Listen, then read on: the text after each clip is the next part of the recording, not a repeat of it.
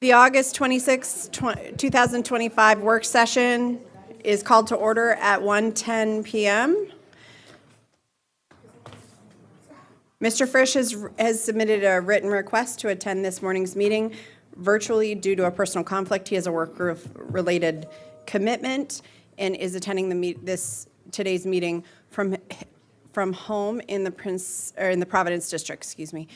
We are going to check his microphone in just a little bit. In order to comply with Section 2.2-3712D of the Code of Virginia, it's necessary for the board to certify that since the Fairfax County School Board convened a closed meeting on August 26, 2025, to the best of each member's knowledge, only public business matters lawfully exempted from open meeting requirements and only such public business matters as were identified in the motion convening the closed meeting were heard, discussed, or considered by the board during the closed meeting. Do I have a motion? Ms. Marin, Mr. McElveen, second. All those in favor? So Ms. Dixit, Ms. St. John Cunning, Ms. Sizemore-Heiser, Ms. Lady, Ms. Marin, Mr. McElveen, Dr. Anderson, Mr. McDaniel, and myself, with Mr. Frisch away from the table. I now call on Dr. Reed to kick us off with the boundary discussion. Thank you, Madam Chair. If we could put the PowerPoint up, please, Janet. So this afternoon, I'm going to walk through a brief update of where we are on our current comprehensive school boundary review. And essentially, we're going to start with the PowerPoint, which is up. Janet, can you move it to the next slide, please? Thank you. So just as a review, for those watching, perhaps, I know the board doesn't need the review, but for those watching who maybe haven't been a part of this conversation or are new to the community, I want to remind our community that about a year ago, in July of 2024, the board approved Policy 8130, which did provide a mandate to review comprehensively our school boundaries every 5 years. In July of 2025, which was last month, the board adopted revised language which set a phasing plan for boundary adjustments at the middle, elementary, and secondary school levels. Janet? Next slide, please. Thank you. The boundary review priorities, there are 4 of them, and they're on the screen. They have not changed. Next slide, please. This is a reminder of the timeline. The red dotted line is where we are currently, which is nearing the end of August 2025. We've completed phase 1 of our community meetings and data collection, as well as the analysis. The phase 2 community meetings are planned. The part 1 were last spring. The analysis and scenario adjustments are occurring as we speak, and our phase 2 community meetings will begin in October. In November, essentially, the Superintendent Budget Advisory Committee will receive the community feedback, and in December, the superintendent will review the draft recommendations from the committee in preparation of bringing them to the board in January. So essentially, from here forward, we're still working on the revision of current maps. In October, we will be engaged in 12 community meetings. November, the committee will wrestle with feedback from those meetings. In December, I will review the recommendations and prepare for January of 26 for the board review of the final recommendations. Next slide. Just a summary of some of the feedback. The Boundary Explorer tool has received more than 12,400 comments. Next slide. The phase 1 and phase 2 part 1 were, the summary here would be 20 meetings have been held with close to 4,000 people in attendance, and we received 3,400 comments. So this has been one of the more comprehensively attended and commented on bodies of work in the last several years. Next slide, please. Again, the review committee includes 2 parents from each of the 24 pyramids, as well as other school and department-based staff and representatives from county and local organizations and associations.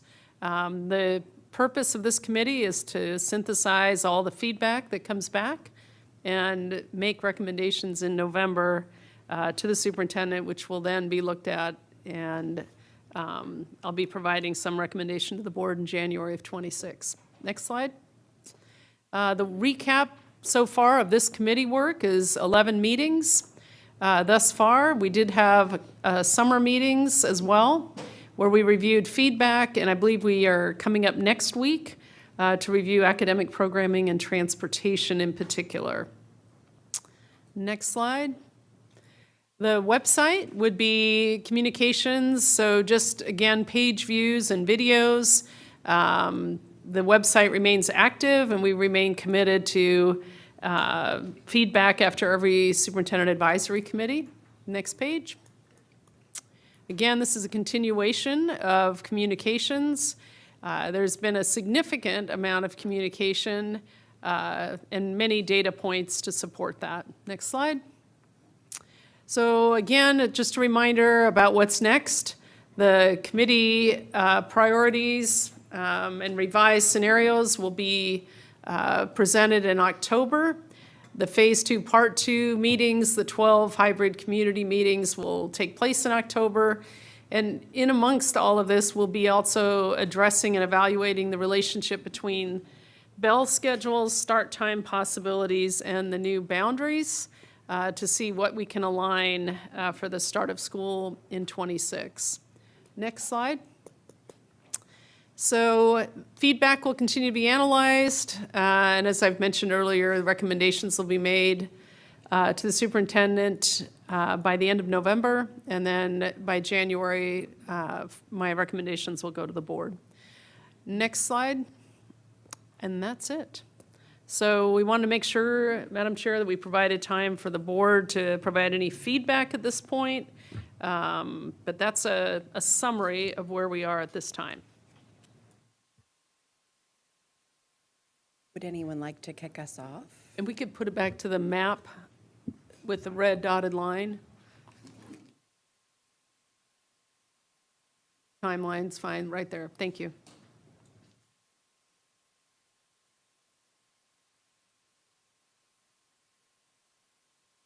Ms. Dixit and then Dr. Anderson.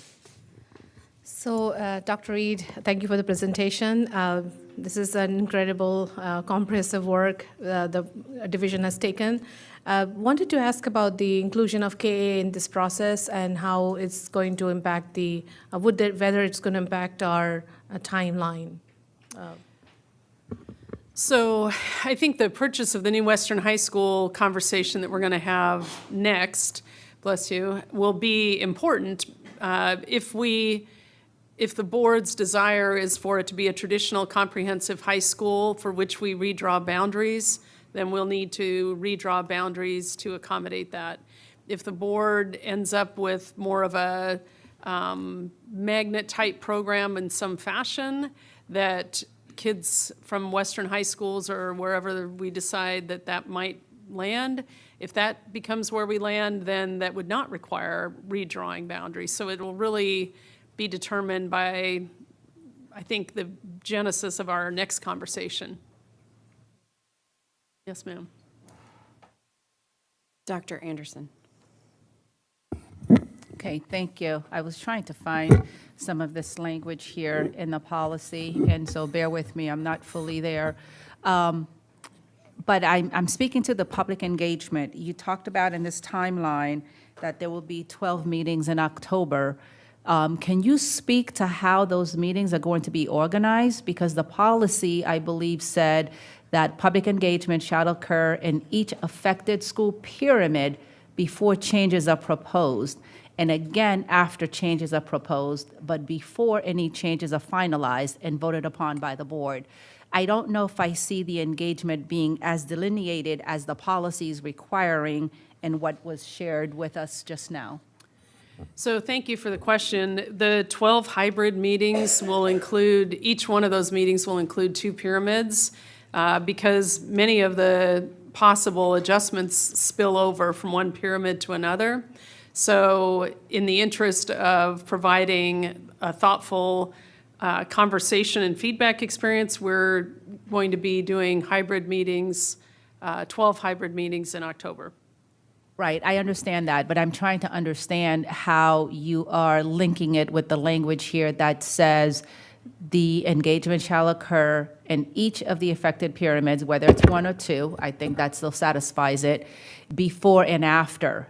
It seems to articulate that there would be two sets, one before the changes are proposed, but and then again after change, before any changes are finalized and voted upon by the board. So I'm not seeing how this is sitting, because we had originally just kind of the big region meetings. But it seems to be that the language is articulating two sets of pyramid meetings. Whether it's one or two, there's two sets. We only have one set here. We've done 2 rounds of community meetings, and I don't know if every pyramid, I would have to go back to our notes. Maybe, Donna, do you know, were they both regions? So 2 different organized by region meetings. Right, we've had 2 sets of meetings organized by region, and I think that the 2 sets have been 12 separate meetings organized by region, so that's essentially how we looked at this in terms of timing to get you a recommendation by January. I understand that. I'm just saying it's not consistent with what the language here says, which is what the public is expecting. So I would definitely invite you to take a look at page 2, because right now, as proposed, it is not in alignment with the language of the boundary policy. Yeah, so we may need to add another 12 meetings after October, so it may need to spill into November. I'm not sure yet. As we look at this, we may, to satisfy that, if the 6 larger regional meetings are not sufficient, having been done twice, we may have to do that.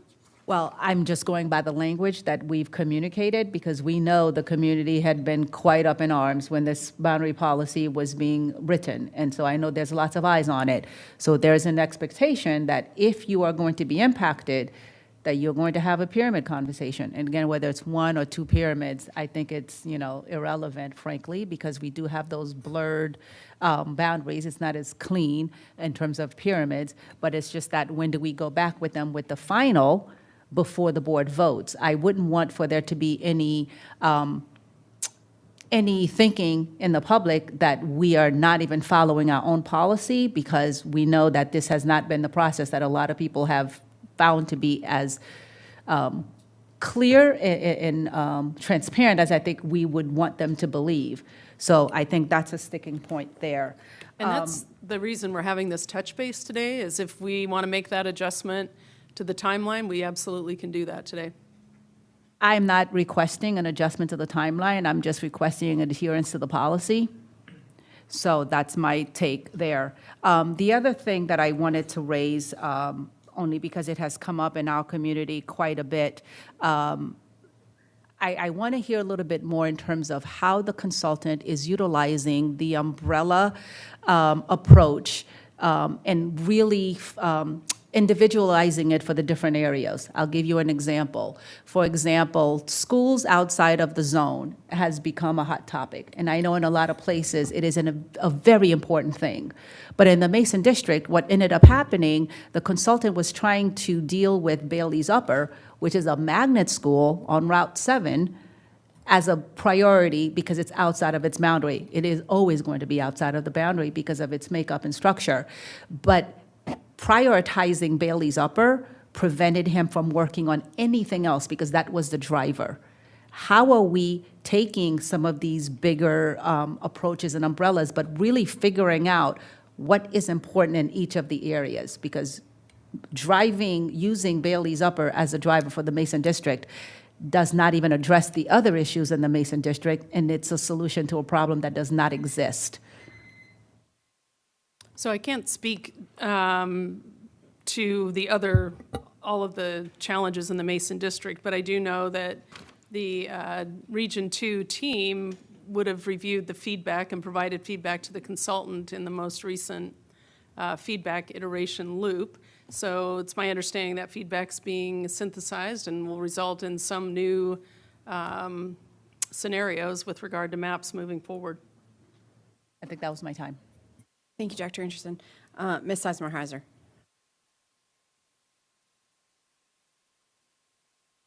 Thank you. A couple of questions. You mentioned 12 meetings. That's community meetings, correct? How many meetings are there, or was that the committee meetings? The community meetings are the 12 community meetings. We've had 11 committee meetings so far, and it's expected that the committee members would also attend the community meetings. We have a meeting September 3rd and the 24th prior to the October sequence of meetings, and then we're planning 2 meetings in November to review the October community meeting series feedback, unless the board wishes to make an adjustment to add another 12 community meetings after that, in which case we would meet in December, and then I would just, work through winter break to come up with the recommendations for you in January. That's helpful to know. One thing I think would be helpful is to have a map. We have the tool, right, that kind of shows little areas you plug it in. It'd be helpful to have a bigger map where you have the current, like, let's say by region, right, where you have the current layout, and then you can overlay and see what all the changes are per region. So like, as you said, like, it's hard to do one pyramid meeting because the changes bleed over from pyramid to pyramid. It would be helpful to have that bigger picture on a map as opposed to the tool, which seems to make smaller changes. It's hard to get all of those interrelated changes in your head when it's piecemeal that way. So that's the first thing I will say. With the start times, I agree with my colleague. I'm a firm believer in healthy start times. My concern is how are we going to get, so we have a robust ability to look at healthy start times when we haven't looked, Dr. Reed, at the access to programming? Because when we look at start times, everything I saw from Prismatic was start times for just your base school. But then you look at transportation times for students who are accessing programming outside of their base school, AAP centers or special education programs that traditionally have significantly longer transportation times. Have we been able to, and we haven't looked at how our boundaries are going to impact that access to programming to make sure those students can access their programming close to their base school, if not at their base schools, which then impacts transportation and start time. So how are we going to talk about all of those things in a way that isn't rushed in this compressed timeline? So it is a compressed timeline, and we are talking about programming and transportation at the September 3rd Advisory Committee. I guess that, I mean, I understand we're talking about it there, but that's a big thing to talk about, transportation and program, that we haven't gotten to yet. And what's the plan to make sure in that conversation, there is conversation about programming and transportation for both base school and non-base school? Because everything I've seen so far from the consultant is really base school focused, right? And there's a population of students who may not be at their base school. Right. I know the consultant has spoken to Dr. Presidio about base school, homeschool. We're not in this process changing the program locations at this time for base schools and special programs. So I think the transportation calculations include those current models. And I don't know if that's different or if there's been different information provided to the consultant, Dr. Presidio.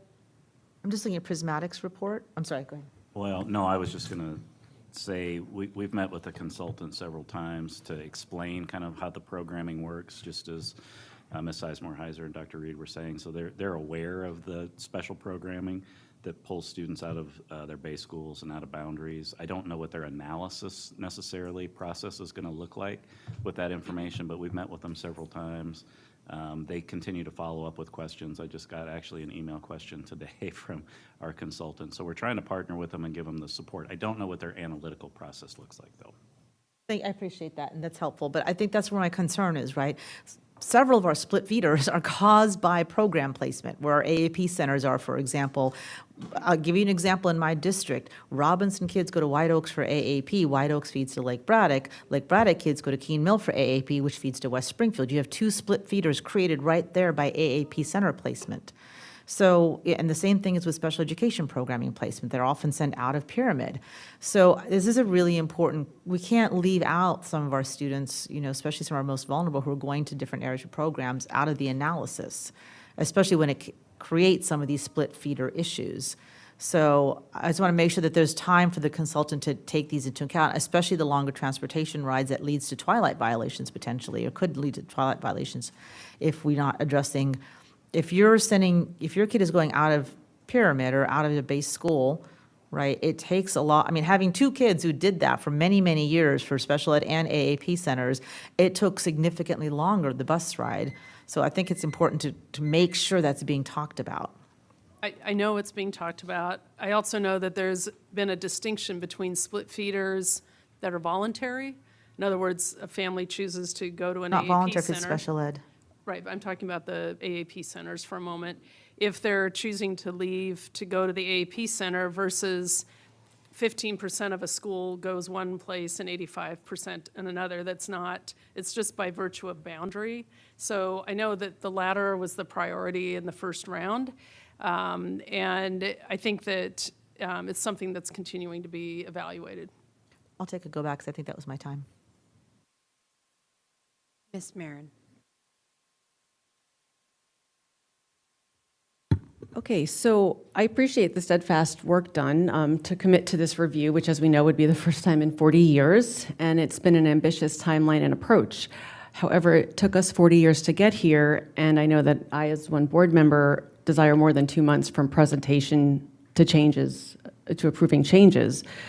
So, you know, there needs to be time for us to have a thoughtful deliberation among the board. And while I appreciate the operational approach that the superintendent has done to get all the work done, I mean, we've had deliberations for far less important things much longer. I'm hearing my colleagues, I agree, there's concern that these scenarios do not reflect critical input per criteria and lived experience. I know for Fox Mill Woods, the proposals propose kids going to faraway schools, taking the bus when they used to walk. I can't move forward until all of those things are hashed out, and I just don't see how that is possible given the work the board has to do, which includes an ambitious legislative and advocacy effort to continue to get the money after last year's budget disappointment, political quagmire that we have to spend our time on, unfortunately, facilities, which we are, you know, we bought a new high school. What are we going to do about that? I mean, these are just some of those big things. And, you know, what is the board's role in this at this point? Is it just to show up in November, hear the presentation, and then come back and decide? What does our board want it to be? I think that, and I think it's very important to talk about how transportation can work or can't. I'd like to know, would there be even just a semblance of, is this going to be phased in? Are we going to come with, like, is the superintendent going to present like a tiered approach? Like, this year we might do this, and then this year we might do that, because right now it just feels like the whole thing, and that does not seem reasonable to me. I think it's reasonable to say we can't phase everyone in, and maybe the transportation will work for everyone, but, like, let's say it then. And, you know, as far as middle school start times, yeah, I continue to be on board with that, but again, how does this work? I mean, there's so many questions. So I also want to reiterate that I have said from the start that I am not comfortable making changes without giving people the appropriate amount of time. And deciding in January or February that people have new schools to go to in August does not meet that test for me. I'm very hard pressed to do that. The last thing I'll point out is that policy 8130 references the regulation 2230. It's the process that when the board updates a policy, the superintendent is to update the regulation. This regulation has not been updated since March of 2022. So if the regulation is what is guiding this work, it is defunct, and it needs to be remedied because it references things that are not possible under our policy. Thank you, Ms. Marin. Seeing no other placards right now except for go-backs, I'm going to go ahead and take a turn. I think that we've been pretty clear since the beginning of this process that we were not anticipating being able to fix every problem that we found ourselves in. And I understand that we keep using the term 40 years, but I will tell you that for a very long time, we only changed boundaries when we built new schools. And now we've reached the western end of the county as the kind of the wall of how much further we can continue to go out. And we're where we are. So I would suggest that it took us a very long time to dig this hole that we're in terms of our placement and the problems that have been created over time. And I do not anticipate that we're going to fix every problem this go-around. Like, I think that we all need to be clear about the fact that these are iterative changes over time. That is the intention, at least it was my intention when we were talking about the cyclical process. That was the intention of the cyclical process, was giving ourselves the window of being able to make those iterative changes over time. And so I am very interested to see where the maps come out. I think we absolutely should see what they say before we decide that we can't work within them. I also think that January or February to August is an appropriate amount of time to give people if there's going to be a change. I believe that the initial feedback that we received in the studies that we saw at the very beginning of this process suggested that as the timeline.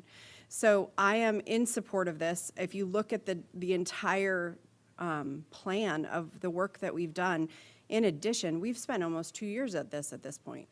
And so reaching the end, it does feel compressed because we're coming closer to the end of the process. And I think it's a natural thing to kind of work within that. But the timeline hasn't changed. We haven't changed anything about what we were planning on doing. We have had discussions about what was counting for community meetings and all of those things all along the process. The thing that has changed is that we started talking about school start times. And I do want to have that discussion because so Dr. Reed, I would ask you, is it feasible right now to be able to do school start times and all of the phasing language that we just voted in? I believe that Mr. Muick's team, we've reviewed the start time proposals, which really require us to compress our run times. And with the phasing language for the boundary work, I don't believe that it's possible to address start times and phasing because we're not able to compress the bus runs sufficiently to do that. And I would ask Mr. Muick to comment directly to that because I know your team took a look at that. Yes, ma'am. No, you got it right. That is exactly it. It's just there's so much unknown with that phasing and the number of choices that are in there that it would, you know, if you just look at it right now without having any of those answers from families on where they're going to go, the range of possibilities of where we would have to transport people is pretty huge, and it would cause us to move that run time, you know, wider instead of shortening it up, like Dr. Reed said. So it's just pretty tough to figure that out right now. And I am correct that that is only in the traditional way that we've handled phasing at other schools, correct? That is not, it's not necessarily true that the board would have to move forward with the exact same transportation patterns that we've utilized, because if this followed the student transfer process, students would be responsible for maintaining their own transportation to a school that wasn't their base school. Is that correct? I think the answer is yes. Sorry, I wasn't 100% sure on the question. So if they choose to go to a different school that's not their base school, they would have to provide their own transportation. Correct. That's the way Okay. it's been. That's the way I've So- seen it in our stuff in the past. So this is a way that we could solve the problem and be able to do both, is if we followed the student transfer process by allowing students that choose to stay at their base school related to the phasing, allowed them the same part of the student, like if we followed the student transfer process that we already have in place, then it would give people the ability to both choose to stay at a base, or to stay at their school related to the phasing question, but it would also allow us the ability to look at school start times. Yes, ma'am. Thank you. Okay, we're going to go to Miss Lady, and then we'll hit some go-backs. I just want to stay on this topic for a second. Thank you for bringing this up, Chair Anderson, because I think it's important. I have struggled throughout the year with the reality of very much being for healthy start times for all of our kids, but also feeling sort of like, you know, we're stuck because of the amount of money it costs to, you know, make the run times broader or whatever. So I think it's laying this on top of the boundary work. I think my preference would be with the phasing to do it like a student transfer process, because I think it makes sense. If you're going to choose to stay at a school because you're allowed to be phased in, then you need to get yourself there. Because middle school healthy start times, or not just middle school, all healthy start times is a priority of mine. And so I just want to make sure that my committee understands that my priority is a healthy start time, and we can't do them both. So I would go for that for first, because all the research, medically, socially, emotionally, everything lends itself to that should be our priority. Thank you. Thank you, Ms. Lady. Ms. St. John Cunning. So I am also concerned about, the same thing that my colleague just spoke about, but when we are looking at changing the times and looking at some of the data that we received in terms of 83% of middle schoolers and 84% of high schoolers do not provide babysitting for their siblings. 98% of middle schoolers and 82% of high school schoolers do not have paying jobs outside the house. I would like to have that information desegregated in terms of looking at Title I schools to see the proportionality of how that plays out. Because we recognize that we are a large county and there are differences in different regions. And so those statistics might be reflective of the entire county, but may look different if we're looking at specific areas. And so those are the things that concern me sometimes when we look at these numbers. Thank you, Ms. St. John Cunning. We're going to go back, seeing no other first-time folks around. We're going to do 2 minutes for go backs. So Dr. Anderson. Thank you. I just want to be clear, we don't have any decision points today. This is just informational and discussion, correct? Yes, and if there are adjustments to the timeline or process that we've outlined, we want to make sure we hear those. And the board would, if the board wants to direct a different set of meetings or direct a different timeline in terms of bringing information to the board, that's certainly something in a work session that you've done in the past and/or with next steps, following the review. Because this is really before we're going to launch into our next 2 meetings to prep for our October series. Okay, thank you. Just kind of speak to the first part that you just said. As far as I'm concerned, in terms of the timeline and in terms of the sets of meetings, the board already gave that direction. It's in the policy. So it's just a matter of, are you going to be in compliance with that policy or not, at least from my perspective. So I'm not seeing the need to articulate something that has already been articulated. So I will take a pause there since it's only 1.5 minutes. My other question to you is, I know we've talked about this before, and we were too far out in order to predict a little bit where we would go with this, but are you anticipating a staggered implementation? Because we're not that far out, but are we close enough to be able to determine, is it going to be any of the possibilities of the scenarios in the tool? Are we just going to do it all at once in 25, 26, 27? Or do you anticipating staggering different areas of the county? What thoughts have there been to that end? I don't feel like I have enough information yet to speculate this afternoon on, I think any of those are possibilities.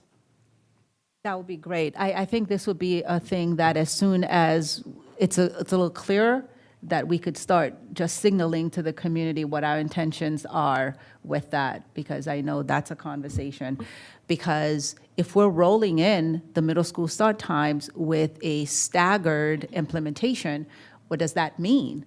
Are we changing the start times for part of the county and not all of the county? It's like a chicken and the egg thing here. There's a lot to be thinking about, and that's a piece that I think for me is still outstanding. Similarly to the Western High School, is that we need that decision to be made in order to determine how it's going to impact the boundary work. Is that accurate?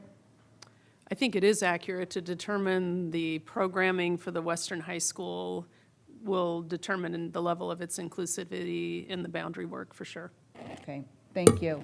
And also grade 6. I know it was your desire to include grade 6 students at the elementary school across the division, but clearly there have been some obstacles to that. Do we have a stake in the ground in terms of that decision? We do not have a final decision made on that yet because we're not done with our analysis. Okay, thank you.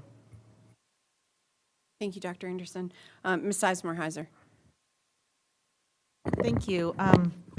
Ms. St. John kind of went the direction I wanted to go, but one thing I wanted to be careful with this survey percentage, right? It's not 90-something% of students, 90% of respondents to the survey, and only 22,000 students responded to the survey, so it's 90% of 22,000 students when we have 183,000 students, right? So I think the data as listed in the Prismatic report, when we just talk about percentages of students, it's a little misleading, right? So I think it'd be helpful if we knew when we have 22,000 and change, and the exact number of students responding, or I think it was like 39,000 parents responding, and I don't, 39,000, yeah, parents responding, it'd be helpful if we could disaggregate where they came from, right? Like, is it parents mostly from this area or that area? Like, where are we hearing from? Same with students. And then we should say, out of the 22,000 students responding, 83% said that they don't take care of a sibling after school, because I think, I don't want to fall in the trap that I think we've talked about before on this board and on the previous board of, I want to make sure we're listening to voices from across the county so we're getting a good sense of the needs of students and families across the county. So when we have 183,000 students and we've heard from 39,000 parents, caregivers, guardians, it's not a large percentage of our families we're hearing from, but so I would just stop there and say, I think we need to get a better sense on the start times of our students' needs after school. So thank you. And Mr. Muick, that was a Prismatic survey, am I recalling? Yes, ma'am.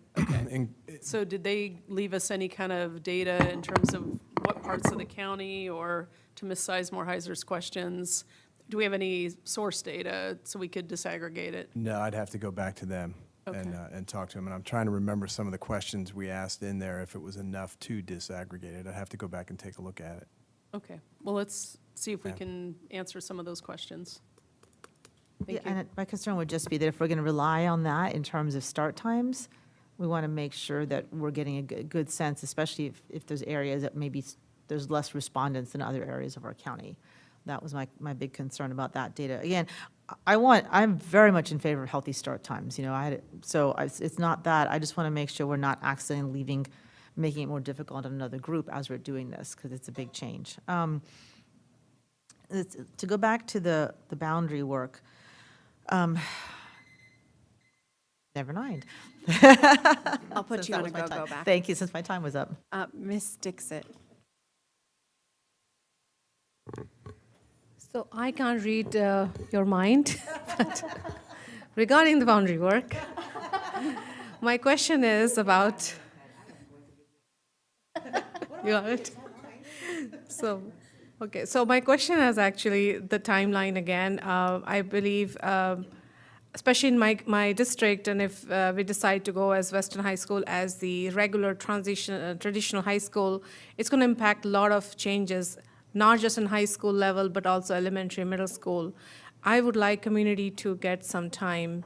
And the reason I said the community reached out to me and said that the Western High School is not just going to impact the high school, it's going to impact the middle school and elementary, because these kids go together in the schools and they kind of follow that path. I'm also getting a lot of resistance from community members who are literally living a mile away from school, high school, and their schools being changed with the new boundary changes. And they're my own residents where I live, and I wonder that why my kids went to the school, like 2 schools far from where they could have gone, and no changes in that boundary, not a single changes in elementary, middle school, or high school. So I'm literally like thinking about this more and just want to listen more from the community member. And when I say this, I'm hearing from like Navy or Oak Hill, Chantilly, or other community members, there are a lot of people who are not reaching out to us.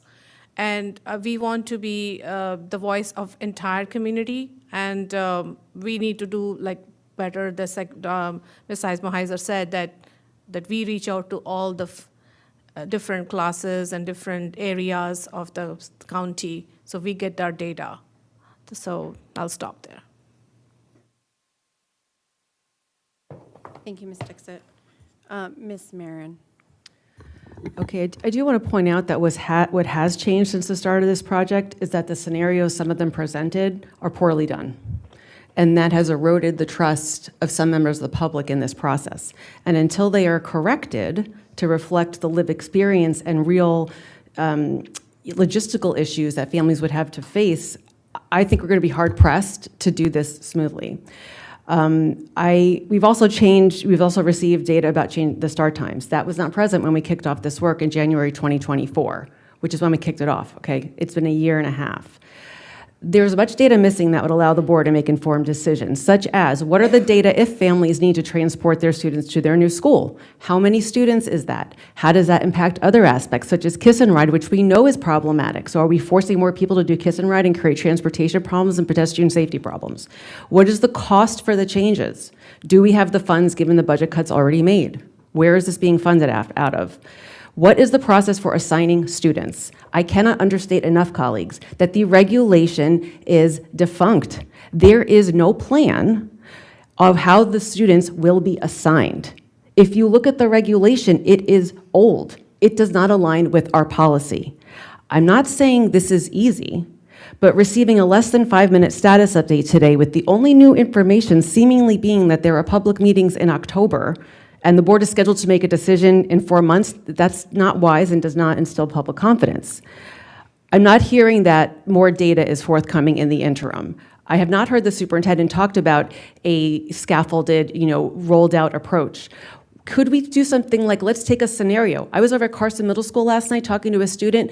Her friends are going to go to 3 different high schools than her, and we just bought the school next door. What does that look like? Give us a scenario to make this real, because this is very theoretical, and we know that that's not going to go over well with our community. Ms. Lady. So I'm going to go back to healthy start times because I want to do this work with fidelity. Mr. Mew, if I may, I would love to suggest that facilities create a very brief, straightforward survey. I would take the 183,000 down to about 90,000 because I think we're talking 7th through 12th graders that I think need to be surveyed around sleep patterns, around whether they take care of siblings and whether or not they have jobs. I don't think it's a big set of questions, and I think it can be deployed through advisory. They have advisory lessons. Everyone's in there. They all have their computers. It can be deployed. It'll take them like 10 minutes. And I think that data can be crunched pretty easily because there isn't really subjective in there, but we're just trying to get a sense to my colleagues' points around who may have chosen to respond with the way it was deployed. And while I also care deeply about how our parents feel, I think it's our students who are actually living it, right? It's their lived experience. And so I think that, I would not necessarily go back and retarget parents because I think we would get a similar response as those who are on top of it would do it again. But I would like to ask that maybe for us to maybe be a quick turnaround. Is that something you think you can maybe do? Yes, ma'am. Okay, thank you. That's my main thing. And then I do agree with lots of comments that are being made around the problems that were in the current scenarios and the work so far with the boundary. My expectation is that the next iteration we see, that these things that were obvious and some that may have been a little more subtle will absolutely be addressed. So I just wanted to share that's my expectation. Thank you. Thank you, Ms. Lady. I'm going to go ahead and take my go back really fast. And what I would echo onto that, I'm sorry. Mr. Frisch, go ahead. Yes. A couple quick points to make. First, I echo colleagues' concerns about where we find ourselves insofar as the community's feedback about the various scenarios. As I've indicated to members of Providence District's community over the last many months, that there's this tension that we began this conversation with. One, we have this BRAC committee, which is ostensibly an internal committee that is doing initial work to come up with boundary ideas. And because we are being transparent in sharing all of that initial work, it's created a lot of confusion. And that's the trade-off with being transparent. The confusion being that each time we've rolled out a scenario, the public has seen it as the fully baked thing that is eminently going to be, in place and impacting their community, instead of the beginning points of those conversations. And, it seemed like with clockwork, every time BRAC would meet and have a new set of scenarios, we'd be having the exact same conversation because the community was under the impression that the board would be voting any minute on, and obviously I'm using hyperbole, would be voting very soon on these suggested changes. Many of the problems that I've identified in the scenarios are common in the boundary change process period. I remember, one-off boundary changes that the board has pursued in the past, where you'd go to a community meeting and the community would be kicking the tires on the suggestion, and they'd elevate things that the school division had not identified.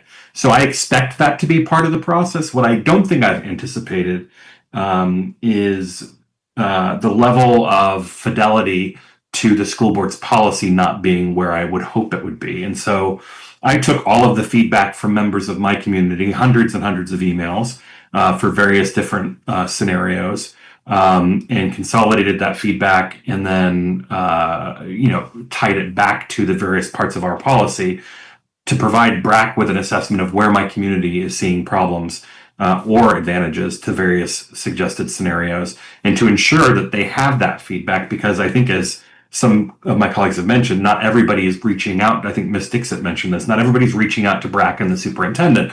So I wanted to ensure that all of that feedback is getting to the hands that it needs to, so that hopefully, and when the next scenarios come out, we actually see things that are better in line with the policy, that take into consideration the feedback that they've received from the community.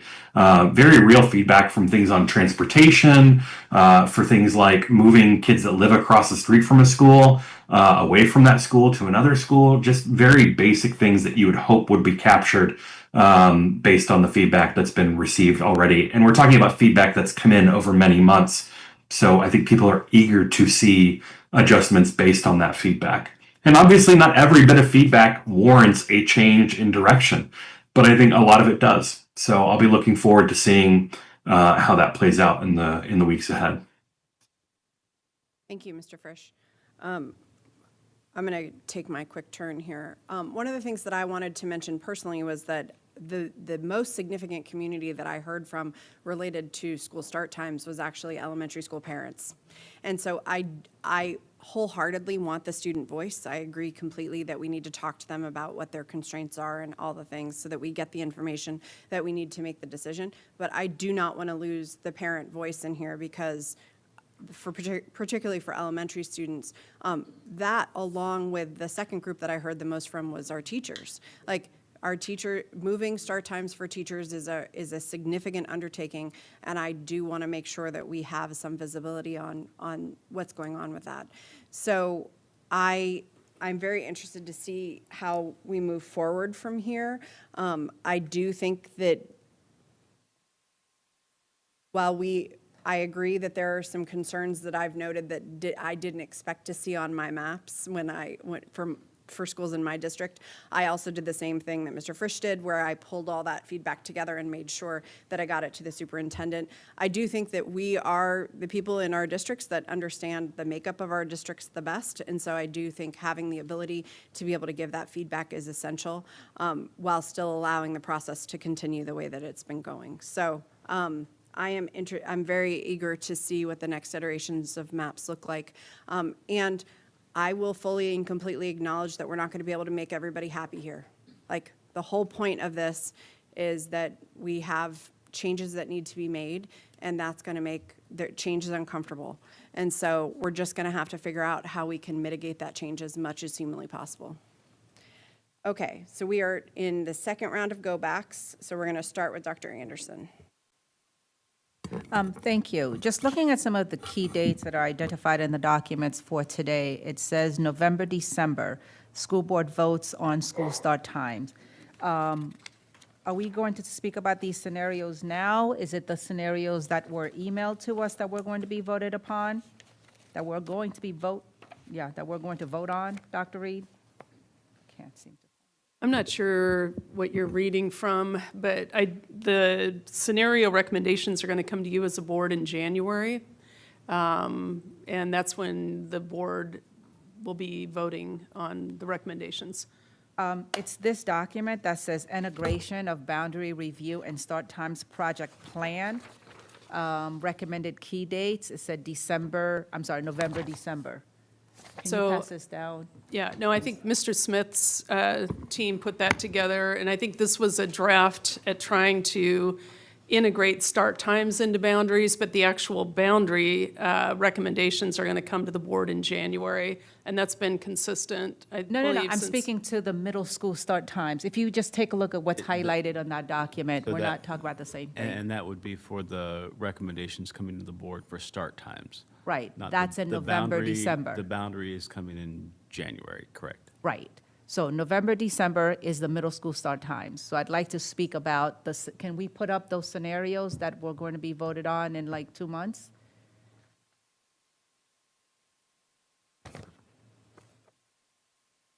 I don't know if those were posted for today's meeting. They were not. They were not posted for today's meeting, and I provided them to Dr. Reed, and I think she provided to you all in a Friday letter. And Right, I but the think our public thoughts has not were- seen it. Right, yes, So ma'am. working backwards a little bit, because we know people will have a lot of feedback, when do we anticipate to have a work session in which those scenarios will be made public so that there could be a discussion and we could receive feedback? I would guess sometime between now and November. I don't, All right. I don't know when those would be scheduled, but I wanted to make sure that the board got at least a first glance at the team's work and could provide feedback, and we might make adjustments even before a work session. I haven't heard feedback, but I'm sure we can get that scheduled. Because I thought we were going to talk about it here, that's why I didn't give any feedback. So I guess what I'm hearing is we're going to wait. I can give you internal feedback right now with what you've provided, but then we need to ensure that there's going to be a public discussion at some point before November, December, when this voting is going to be happening. Is that accurate, Sandy? As far as I know, Dr. Anderson. Okay, thank you. And again, I'd like for us to also couch how we're going to use that feedback. I'm just thinking back to the PO boundary, the PO middle school start time proposal, which staff said was feasible, cost-wise, it was good. We know it was good for kids. That ended up kind of dying on the vine because of the teacher feedback that said, no, this would be a little bit too disruptive. How is that going to be used now? Because I anticipate we will get some of the same feedback from teachers. How are we going to couch that versus the need to do what is good for kids? So my recollection of the middle school pilot in the Mason district was that it was not cost neutral, Mr. Muick. Am I remembering that correctly? Yes, ma'am. Yes, ma'am, you are. No, it's not accurate at all. The Glasgow was not cost neutral. The PO was cost neutral. Actually, it saved one bus. I know these things are etched in my memory. Oh, Dr. Anderson, that was like the first iteration of the Mason pilot where we were unaware that we couldn't have students that were impacted from different magisterial districts. Right, and that that's what- first one was -1 bus, and then once we Okay. took out North Springfield, which I think was the issue, it was still even, it was at 0. It was the Glasgow pilot that was over and not cost-effective. Right. So what I'm trying to stress here is, when we have a good scenario that we know is good for kids, how are we going to treat that staff feedback, which may reflect what we received for the PO pilot? Because if it's disruptive last May, it's going to be disruptive next November. Again, my recollection is that the PO pilot was not enacted because it involved students outside that magisterial district. Is that correct? It was not because of staff feedback. Yes, ma'am. The first iteration had 2 elementary schools in the pyramid that were not part of the Mason district, Okay. and so we fixed that. And then the second scenario also had students that were coming from like 41% from a different district, so we canceled that one. Then when we got to Glasgow, that one was not cost-effective.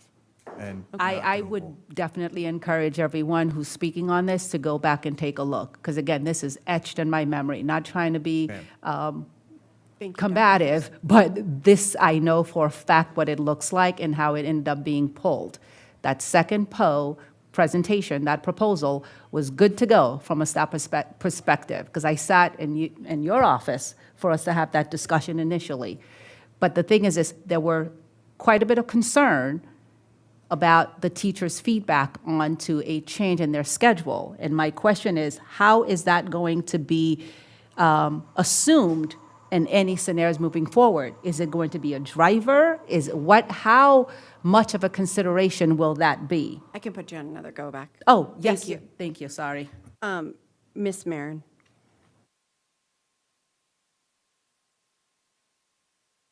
I did that backwards. Ms. Sizemore Heiser and then Ms. Marin. I don't mind if Ms. Mayor wants to go, or, okay, that's fine, either one's fine with me.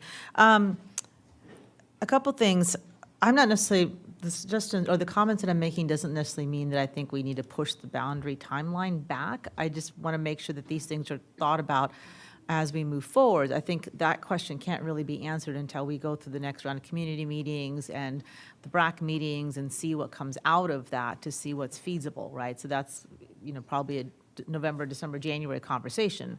So I just don't want to get to that point and go, oh, wait a minute, we didn't talk about these things, or these weren't brought up. And that's what I'm trying to bring these up for. I'll be very uncomfortable if we get to that point and we haven't really fully discussed access to programming. I think that's a really, I was the chair of the governance committee when we did this, and that was an important factor. And I think it's a very complicated factor. So my concern is the time to be able to do that. I think it's important to make sure we take into account the transportation times. That's why I bring these up, because it's important to have that. One thing I wanted to say with the boundary is there a plan? We've gotten all these comments, similar to what Ms. Anderson shared. We did the same thing. We got a lot of comments. There are some things in the boundary initial scenarios, which I would expect there to be. This is a huge project we haven't undertaken in 40 years, holistic boundary. There's going to be in the first round issues that came up. That's why we have the community meetings. That's why, those of us who know our districts the best said, wait a minute, this is a quirk of this district, or this is unique to this district. Let's make sure those are, so what's the process to make sure the things that were brought up that are quirks to our district, or mistakes, clear mistakes that were made, are incorporated in the next round of scenarios? I know I had turned in a lot of detailed analysis, and in my meeting with the boundary consultant was told, yes, these two things are clear mistakes. Is there a process that's being compiled where there's clear mistakes being found? So I think there have been a number of areas of focus that have been identified. The consultant has those. We're going to talk about those on the September 3rd and September 24th boundary advisory committees, and trust that the maps that come out in October will be better. I think they will not be perfect, but they will be better than the first round. And this is a process. So my expectation is that the feedback is incorporated to the degree that it's possible. I also think we run a danger. Some of the feedback, if taken in totality, we could land right back where we were when we started, and still have schools that are not efficiently, I think I'm more- populated, I guess, for lack of a better term. Yeah, and I think I'm more looking at clear mistakes, like there's just things that are omitted off the maps, or lack of understanding about what a neighborhood is, right? Things as opposed to, as Ms. Anderson said, I think we're going to get a lot of feedback that we can't please everybody, but when there's clear, like, we forgot to label a school on a map, which happened in my district, for example, those I want to make sure are addressed. Yes, ma'am. I think my hope is that those will get addressed. Thank you. Ms. Marin. Yikes, I don't want to hope for things. We have to have them addressed. I'm very concerned at the cavalier approach to this conversation. There are several of us that are gravely concerned about the status of these maps, not including critical data. And it's not that the superintendent hopes to address it, it must be addressed. I also just want my colleagues to know what Regulation 2230, which is still in practice, says, and I hope you all can hear. It's hard to hear with the talking in the room, please, colleagues. Regulation 2230 says that a family can ask for a student transfer. Reasons, childcare hardship. So if a staff member wants to bring their child to K-6, I know that's an accommodation now. Are we aware of that? How many people is that? Medical, emotional, or social adjustment. Gosh, that sounds familiar. People have asked for that, haven't they? Well, it's in the regulation right now that that is a valid reason to be placed in a school.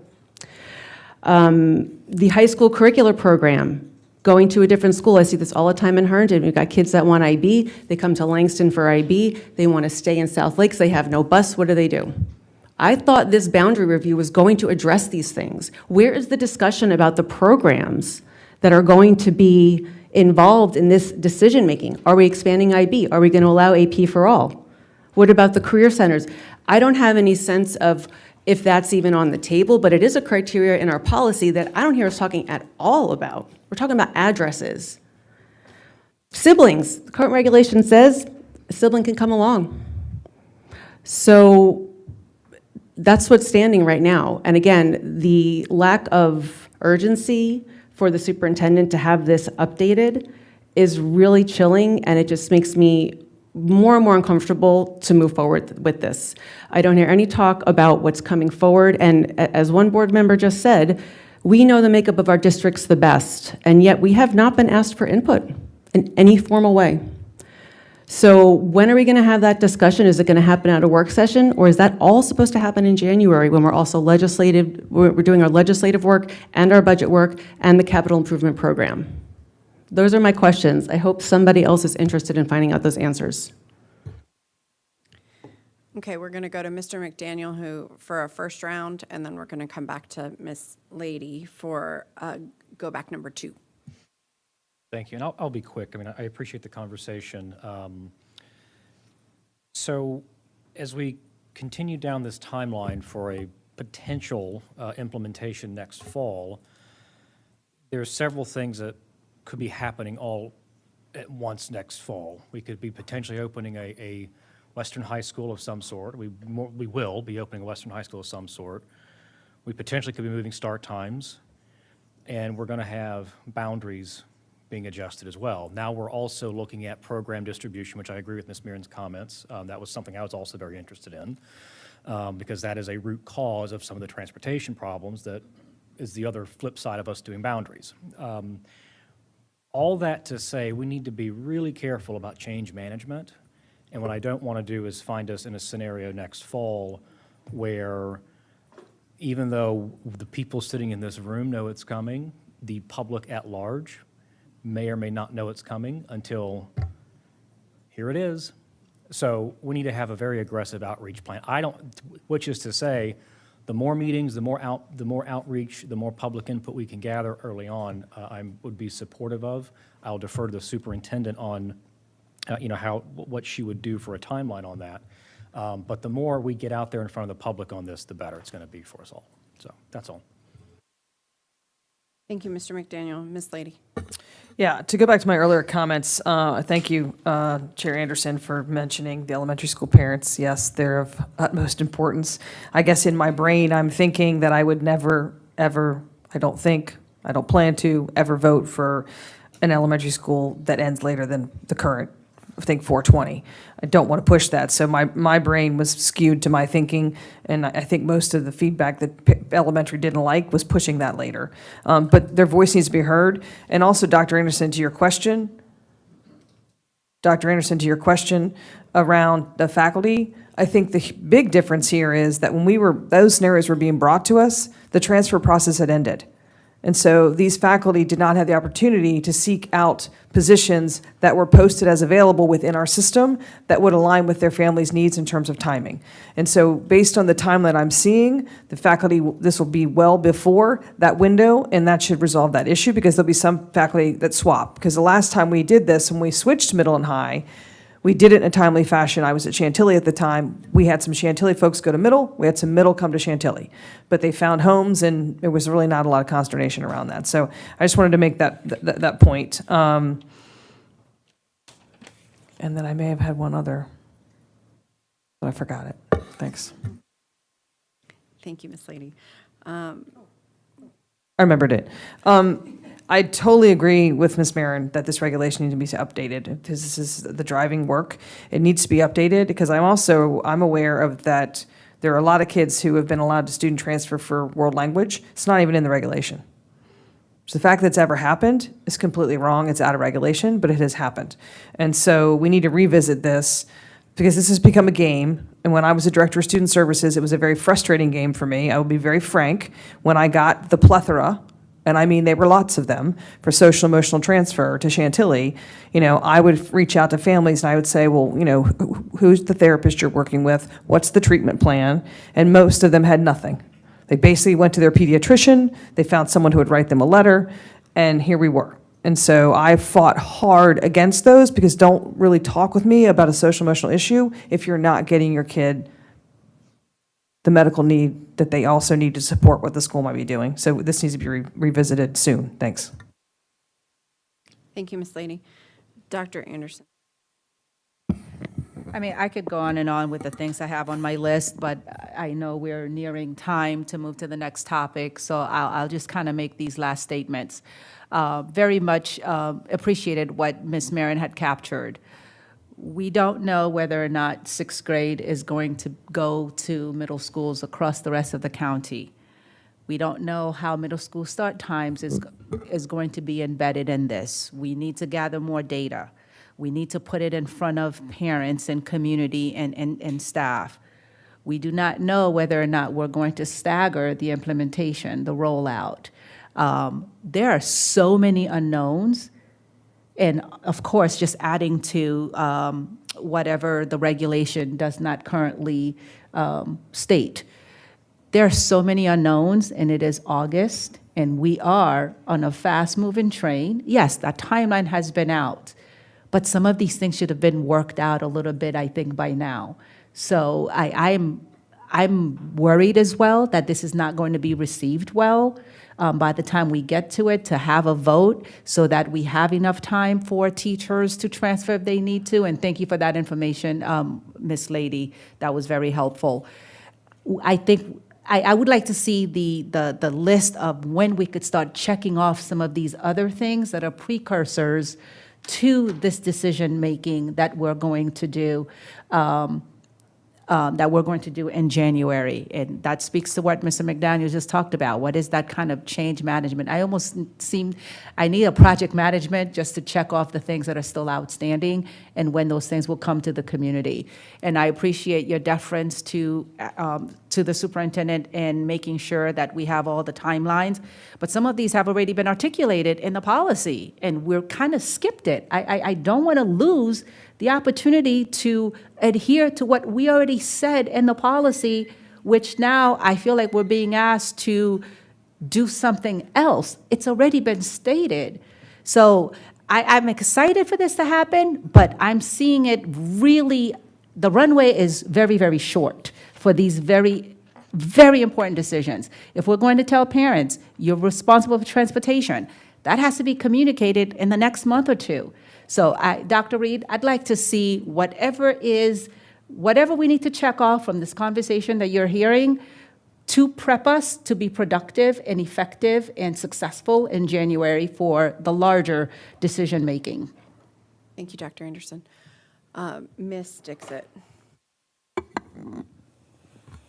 So, yeah, thank you, Dr. Anderson. I actually wanted to mention this, that so there are a lot of communities whose voice we are not hearing, and I would like to hear from them. So I don't know if we can send surveys through parents or Families Resource Center, because I think we're hearing from the same community members or same group of people again and again. But there are like people, I think from Title I schools and maybe Hispanic community, we need to reach out to a rather larger audience, I think, before we move forward. And one thing I would just say, and I was watching this video from Steve Jobs when he was, launching his Macintosh computer. He said, I can launch something next year, but it's going to be just as bad as the competition, he means, computer. But if we do it right, I need a little extra time. And I've heard this from like visionaries and leaders, that you take more time to do something right than rather than going and then fixing and not putting a substandard product. So I would just say we just do it right. If it takes a little bit longer, that's okay. Thanks. Ms. St. John Cunning. So look, this timeline was a timeline that the school board imposed on the superintendent. Okay, so she's coming to us with a report and saying, I'm following your timeline that you imposed on us. The discussion now is, do we want to change that timeline? Okay, she's following what we've asked her to do. All of us knew this was going to be a heavy lift and that it was not going to be easy. And we say that it's been 40 years since this has happened, but we really don't even have a record of that actually being a time that there was ever a comprehensive boundary change 40 years ago. There never may have been. So there's a lot of changes that do have to be made. In the process of doing this work, things have come up. The Western High School, the start times, some of the maps that we looked at and we felt were not drawn accurately because of missing information. So now we're sitting here with the superintendent giving us a report saying, this is where I am following your timeline. Now, the question that was just said about, do you have to drive your kid to another school if they don't go to their base school? I don't know why that's an issue. That's always existed. If you do not go to your base school, you have to drive your kid. I don't know why we have to inform parents of that when that's always been I mean, we're bringing up these if scenarios that we already know. So let's look at the work. Let's look if this timeline is realistic or not. Let's, as a board, figure out, do we need the time? Do we need to extend it? Do we need to consider all of these things? I do want to say that having said all of that, I think there's been a tremendous amount of work that has been done. I think that we have tried to do as much outreach as possible. Do we always have communities that are as responsive as others? No, and that's incumbent on us to try to get some of those communities, particularly our immigrant and community and our socioeconomically underserved community. My time's up, but I think I've said everything I need to say. Thank you, Ms. St. John Cunning. We are going to switch over to talk about the new Western High School location in just a second. We're going to kick that off at 2:30, so if everybody wants to take a quick break and come back, then we will kick off.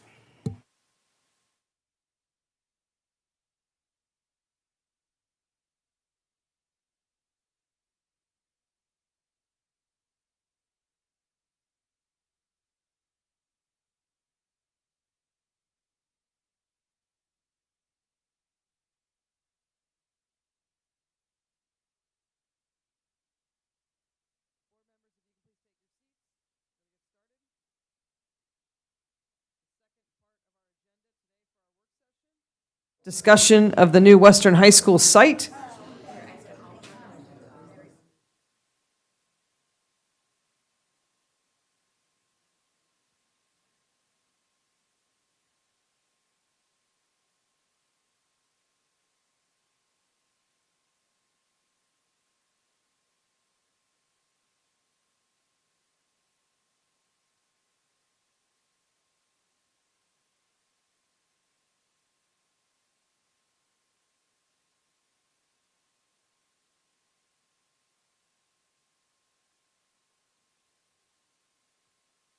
Thank you, clerks, for pulling up the presentation.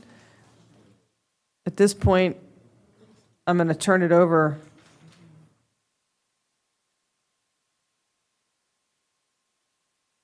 to Dr. Reed. Thank you. Oh, thank you, Miss Lady. This afternoon, we're going to talk about the new Western High School, and I want to begin by thanking the board for your vision and work in helping to support our acquisition of the high school. We were able to acquire this after many years of looking for a solution to the West Side High School overcrowding, and I really appreciate the board's vision to actually accomplish that at this point. And with the opportunity comes the responsibility. And the responsibility we're going to begin talking about today is the naming process, and then also following the naming process discussion, a programming discussion, which is how are we going to determine the programming possibilities for the new high school. So I want to start with naming, and let's go ahead and go to the next slide, please. Whoever's got the slide clicker, thank you.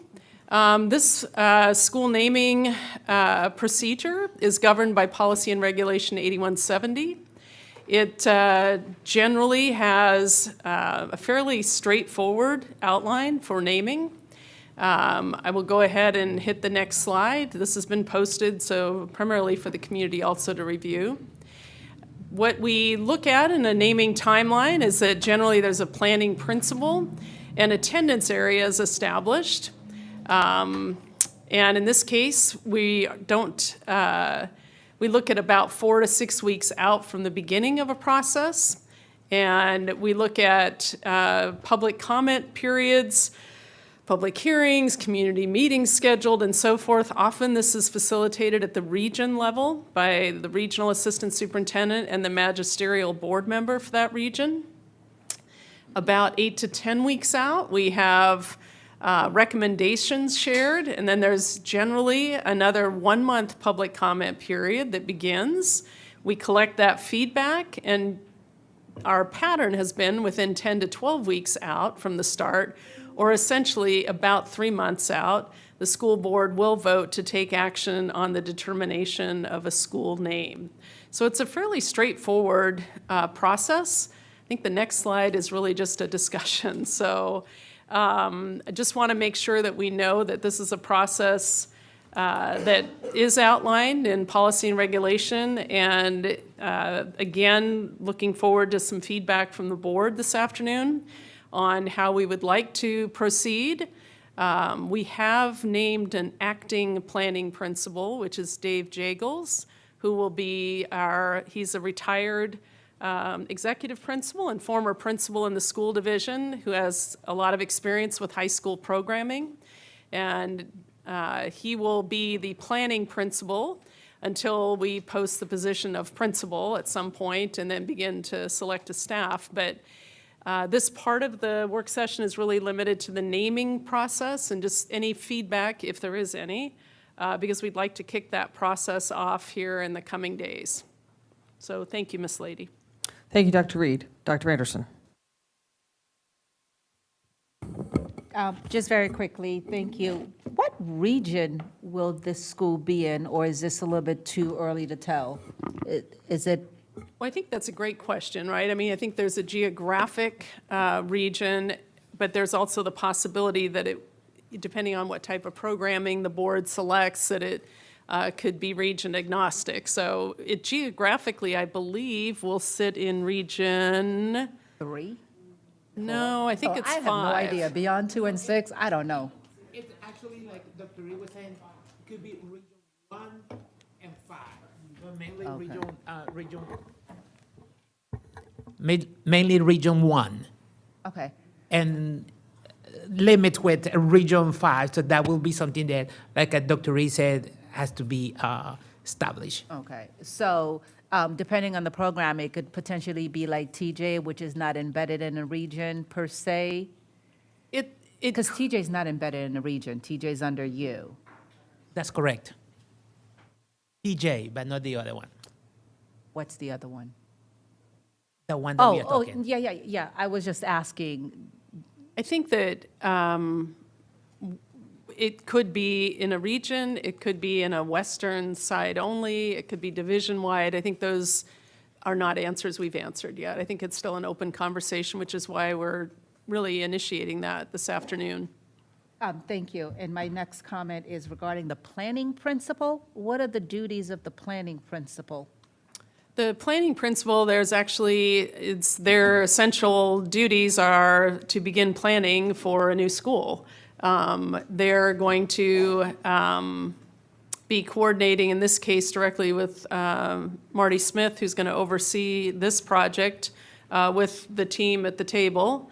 And, you know, the variety of planning principal duties. There'll be a committee that will be formed that will be overseeing, once the decision's made about program, the staffing, registration, just all the things necessary to begin to open a new school in the division. And it's been, we looked it up recently, it's been about 20 years since been a we've long opened a high school in Sure. Fairfax County.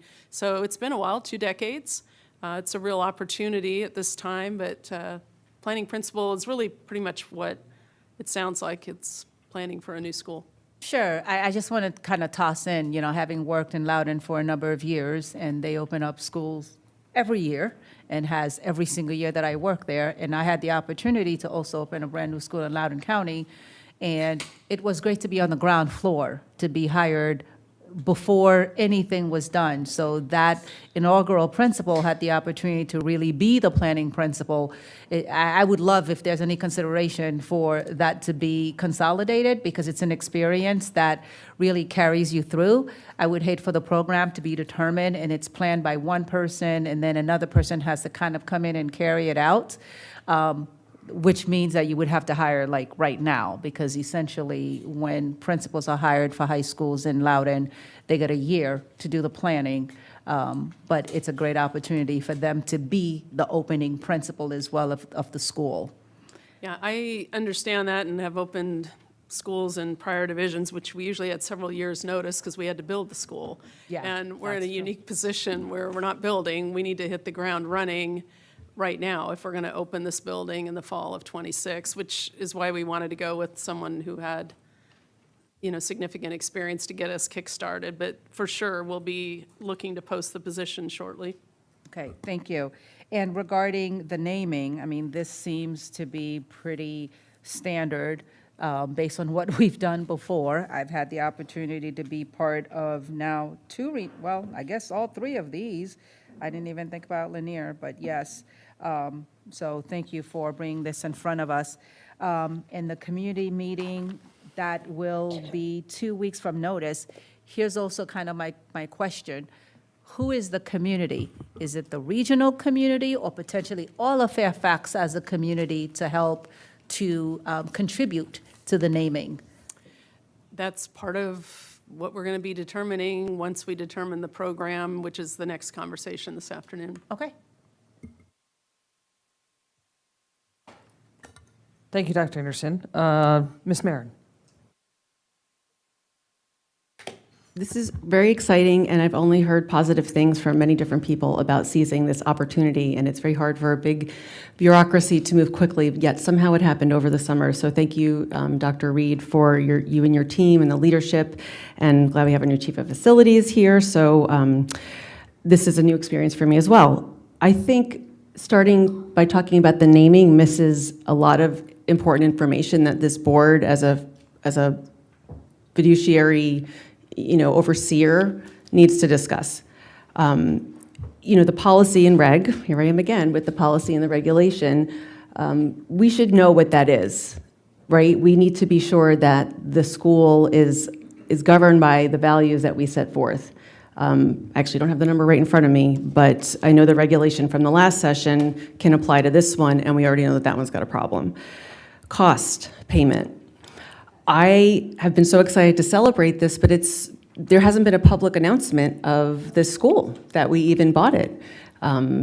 I waited and waited, and then I finally put some pictures up on Facebook and said, hey, we bought this school. But while there's been news stories, there's not been a statement from the division saying how much it was, what exactly it cost, certainly not provided to me to share out. This really brings up a very important conversation about our bond, and we are on the bond this year for the election. And the bond as it stands has priorities that I don't think are priorities anymore, and I could tell you that people who support the bond are concerned about it as well. A lot's happened this year, and the last time this bond, this proposal for what is on this November bond was out there was before Western High School was even a twinkle in our eyes. So we need to do our responsibility so that the Board of Supervisors knows that we know what we're doing with the money. And finally, the capital improvement program. how does this impact the queue, the renovation queue? There's changes to this bond from what was proposed as the list for renovation in the capital improvement program. Now, we do know that we can use the bond money on different projects. We know that legally that is allowable, and that's fine. But we also had talked about being committed to the renovation queue, and there is a change now, and we need to be upfront about that. So I've asked about this beforehand, and I am concerned that we're not talking about money on this big purchase. So I don't know what's prepared to discuss it now, but I would certainly love to hear other board members' thoughts about revisiting the bond. And, but I will say on a way more positive note, I am so excited for the next part of the presentation. It is so exhilarating and the future forward work. So I'm excited to get to that, but we have to do our due diligence as the overseers of the money. Thank you. Thank you, Ms. Mayor. Were you looking for any response from staff at the moment? I will happily take some if there's any clarification or information. Okay. Are we going to reconsider the bond? Will the purchase of the property be publicly announced by the school division? Is it within the current policy and regulation? Do we have to change the queue? So we can certainly announce the purchase of the school. I feel like, so we can certainly do a better job of announcing that. The queue, I don't believe, I think I put together and attached a document of where the funding for the school came from. I don't know, I think the Centerville High School place in the queue is still at issue because of planning and, not planning, but permitting to enable us to move forward with the FAR or the density work. And I don't know, Mr. Gordon, do you have any kind of an update on where the negotiation for that work is? Because that's been a bit of a pickle that we've been caught in for Centerville to move forward. Ma'am, what I understand the position to be is, it is correct, you are correct, it is a FAR situation, Florida area ratio. And so I think the county's perspective is, there's interested in Cub Run and, sorry. Yeah, well, I think there are a variety of issues. We proposed ways to mitigate this, and the county has responded with, but we haven't reached agreement yet, so, right. So I think that certainly can be discussed in the queue. And what was the third question? It was the queue, the announcement. Well, the bond, is the bond going to remain the same with half, or just about half the bond on retrofitting net zero? Well, I think that's a discussion to be had if the board wants to continue the net zero initiatives. The retrofitting costs are significant, and we laid those out in the current bond. And that, again, would be something that we certainly could have a conversation about in terms of whether or not that continues to be a priority or a priority that would be ahead of other priorities, I guess, for lack of a better way to phrase that. Thank you. Mr. Dunn. I wonder if, I definitely support my colleague's suggestion for a public announcement. I think it shouldn't just involve the cost, but the savings. Savings were twice the purchase price. So I think that's something to be emphasized at a time that we're facing a potential loss of federal funding, that we have been prudent from a fiscal responsibility perspective. I wondered if, Dr. Reed, you have any perspective on naming conventions? What I see at the middle school level are all of our middle schools are named after poets and writers, which I have no idea why that was put in place. It doesn't really make sense to me. Whereas at the high school level, it seems to be geographic based, Centerville, Hayfield, Herndon, McLean, et cetera. So if with the exception of Lewis, and unless I'm missing any others, Justice and Edison, there we go. We're, as a team, teamwork makes the dream work.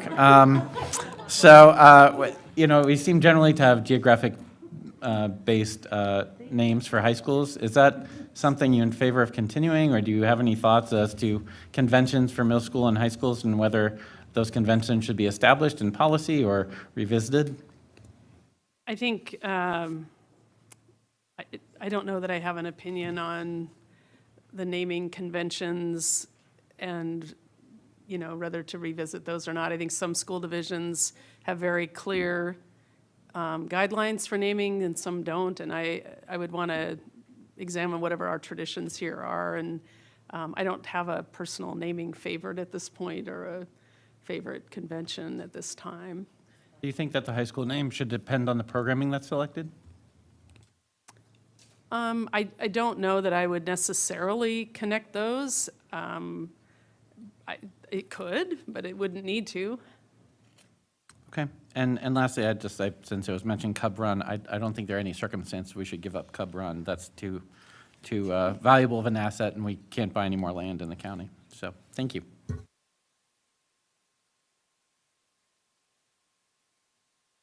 Not seeing any other placards, except for, I guess, Go Back's coming. I'll just take a quick one. I too am over the moon about the acquisition of the western site. And to the inquiry of a lot of constituents who wanted to be, privy to conversations that may or may not have been taking place among this board, other than, I just need the public to understand that when you're in a real estate transaction, that is confidential work because of the negotiations. So I've tried to respond to my constituents who've asked about that.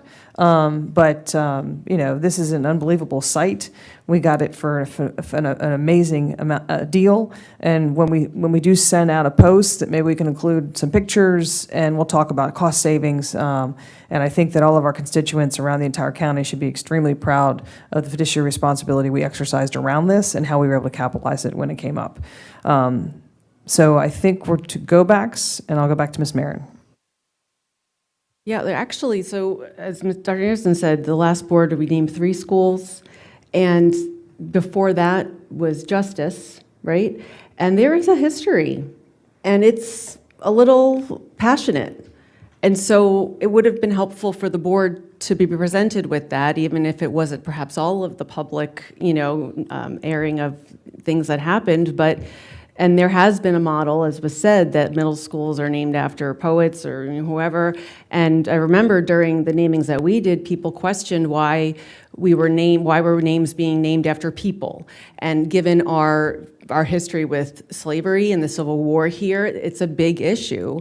And so I think actually the board needs to have more guidance. I did look up our policies. 8170, I have not reviewed it just yet. It was updated in February 2020. But do we want to name it after an individual, living or dead? Do we want to name it after a region? Or these are things that we should perhaps talk about. The other thing I'm thinking is, so there's going to be 2 public meetings, it seems, between when we vote, which is scheduled to be November. But we just also heard that there's going to be 12 public meetings about boundaries. Never mind, it's still back to school season, and we have our regular meetings and closed meetings and work sessions and committee meetings. November is also extremely short with the SBA. We're going to do a lot of legislative advocacy. There's a lot going on, and I think viewing these timelines piecemeal is not doing justice to the amount of work that has to happen. I don't see the through line to this big, the whole picture here. What are the names of all the other high schools? Should we just see them in a list, right? Maybe we need to look at that, or the middle school.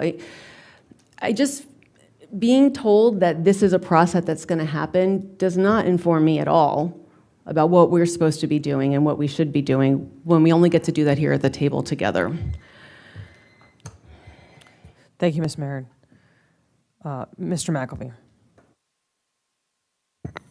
Thanks, and I just want to share my congratulations as well to the board members that brought this forward, as well as the staff that had a very busy summer.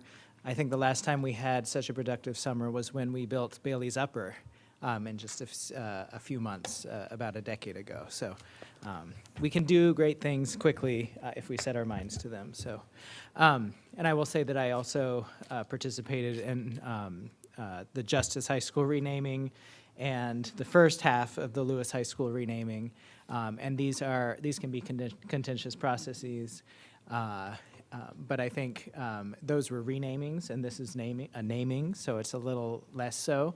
But I think at the root of any naming is the community. So it's really reaching out and making sure everyone has an opportunity to contribute, led by the region. And I look forward to that process, which will be coming quite soon. So one question I have is just when we talk about the Western geography, there are a lot of issues at play, but probably the one that's foremost on many people's minds, particularly those at this table, is Centerville High School. So what kind of updates can you give us on the Centerville High School situation? Yeah, thank you, Mr. McElveen. I'll have to turn to Mr. Gordon because I think we have been in a holding pattern since last spring on Centerville High School. I think the last briefing we provided the board, we had done some initial planning and we're not able to move forward with any permitting successfully to enable us to actually begin the work. But Mr. Gordon, are there any updates to Centerville High School? Hey, ma'am, I'm not tracking any additional updates other than we're still working through the FAR process. That would be our current update, Mr. McElveen. Okay, I mean, as everyone at this table knows, that was approved in several bonds ago, and Right. It's an unfortunate situation, and please keep us posted if there's anything we can do on our end and on the Board of Supervisors end to move it. Yes, sir. Thank you. Dr. Anderson. Yes, thank you. Actually, Mr. McElveen touched on what I wanted to raise, which is Justice, Lewis, and Lanier. All of those were renaming and not naming. And I also want to point out that those renamings were really, they were contentious for sure, but they were really to kind of right a wrong here in some ways. It was looking to take those Confederate names out and really focus on the communities that were harmed the most by those Confederate names. But I'm pulling a Ms. Marin here, just looking at the policy. We don't have a policy that speaks to naming. It speaks to renaming and how that has to be initiated by a board member. It talks about the sale of naming rights. So I wonder if the governance chair might consider putting this on the docket along with all of the other things on the docket, just so we can just take care of this, because there's no guidance on naming because we come to it so infrequently. And just kind of a follow-up for Mr. Gordon, when you said that we're still in process regarding Centerville, the FAR work, is this a different conversation from what has occurred before? Do we have reason to be optimistic that there might be a different outcome? Ma'am, it's the same. I believe it to be the same conversation, and I am optimistic. Okay, so that's different from where we were a short year ago regarding the FAR and what needed to happen at Centerville in order to increase capacity there. I have heard nothing different than where we are. We're still negotiating with whoever it is you're negotiating with at the county. I don't know of a new development. I'll save some of those questions for the second part because it will impact the Western High Mr. School Smith, do you have some new program development? discussions, I think, quite a bit. Oh, you have news? I don't have an update on that. I wanted to provide clarity on the naming of new school facilities. In the regulation 8170, the section 3 is of naming new school facilities, so it clearly It's not in the policy. It may be in the regulation, but the policy is what I'm looking at, and it doesn't have, and this is our communication, and it's silent regarding naming of new schools. But I'll hold my questions regarding Centerville for the second part. Thank you. Ms. St. John Cunning? So I don't have the regulation in front of me, but Mr. Smith, can you just let us know what that regulation says for the naming of new schools? Like in a brief? It's attached. Certainly, and it's both regulations are attached to the agenda. So it's a quite extensive regulation that outlines the naming of new school facilities within the regulation itself. And So, again, that's, go ahead. The point that I wanted to make about, I mean, if there's a regulation, and I'm sorry I missed it, I looked at the policy and not at the regulation. I think part of doing this work, and I understand everything about the renaming, which I think, was reflective of our values. But I also think that part of what we do as board members is we also defer to our colleagues and defer to the magisterial representative. As a whole, we want our values to be reflected, but this is also going back to what one of my colleagues said, this is something that the community should decide where the building resides in, and also give some deference to the magisterial representative. I would like to comment on what Ms. St. John Cunning said. I think the regulation speaks to that it is the prerogative and responsibility of the school board to name new schools. And essentially, it talks about the region working that, which is connected to our conversation, which is next, right, in terms of how we're going to proceed with that, depending on the type of programming, being more traditional versus magnet. So I think after today, we'll have a lot more clarity on where the board sort of seems to be, so we'll be able to be, I hope, thoughtful about initiating that process. I just also wanted to point out really fast that Section 4 of our policy on page 1 does outline what happens in a new facility, so it is already in the policy. So it actually references the regulation in that location as well. So I think both are already present in policy and regulation. Thank you. Ms. Dixit? So I was also going to mention this policy, that it does talk about naming of new school, policy 8170.7, and it does talk about the, in section 4, and the school board member representing an area in which a new school facility is located. So it does mention new school facility. And how it's solicitation of names from the member of the community. As this sits in Sully District, and if we go through the traditional route, I would love to take that responsibility. Thank you. Thank you. We're going to do go-backs. I'm going to start with Mr. Dunn. Thank you. Or for times. My apologies, Mr. Frisch. I did not see your hand. Thanks. I wanted to be the third board member to point out that policy 8170, section 4 details the process for naming new facilities. I actually wanted to reference the renaming of Mosaic from Mosby Woods because it's the last time we did this. And I think it's extremely important that Ms. Dixit is involved in this work because of how close to the community these conversations happen.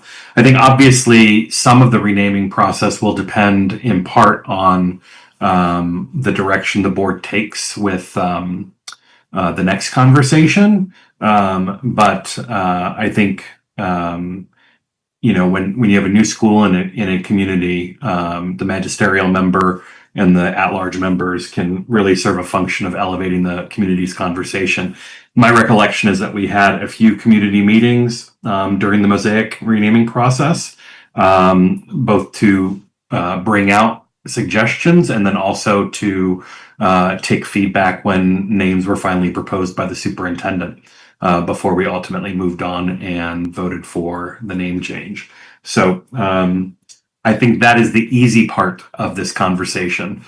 And the more difficult part is the next conversation and actually getting the school up and running. Thanks. Thank you. Now, for go-backs, back to Mr. Dunn. Thanks. I was wondering if Dr. Reed, you could clarify, there's a generic start 4 to 6 weeks out, 8 to 10 weeks out, 10 to 12 weeks out, but it doesn't have specific months. So when do you envision starting this? Is start today or a start sometime in the spring? Just when is this naming process expected to launch? Taking note of my colleague's comments about we've got a lot of stuff going on right now. We do. I think that we left it as weeks out rather than putting months in, really just to outline what the process was and that it's a roughly 3-month process.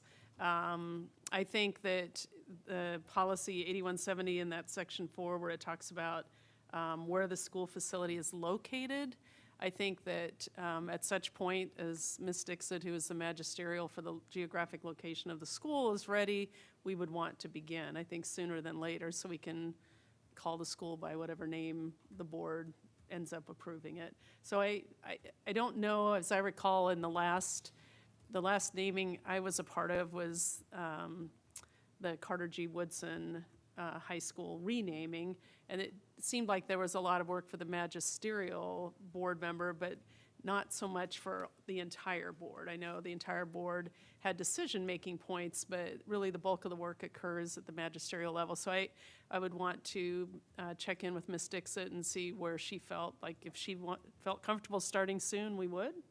If there was a feeling we should wait a little bit, then I think that's fine too. I think, honestly, the sooner the better, so we can have the school named would probably be best. So your preference would be sometime this fall? Yes, sir. Okay. Would be my recommendation. And I just wanted to say, we should be careful about how we seek big public input, definitely seek it, but putting stuff on the internet has caused a lot of funny names to rise to the top, like Bodie McBoatface and other famous examples. So we definitely want to end up with a respectable name and not just a hilarious one. So thank you. Ms. Marin. So I feel like this is a theme, and maybe it's because we're just coming back from recess, but we are all very busy people, and I struggle to see how this board will be available for all of these expectations in the next 2 months. This board needs to meet its duties as required by law and for what's best for our communities, but we need the superintendent's help to set us up to be valuable contributors to operational decisions.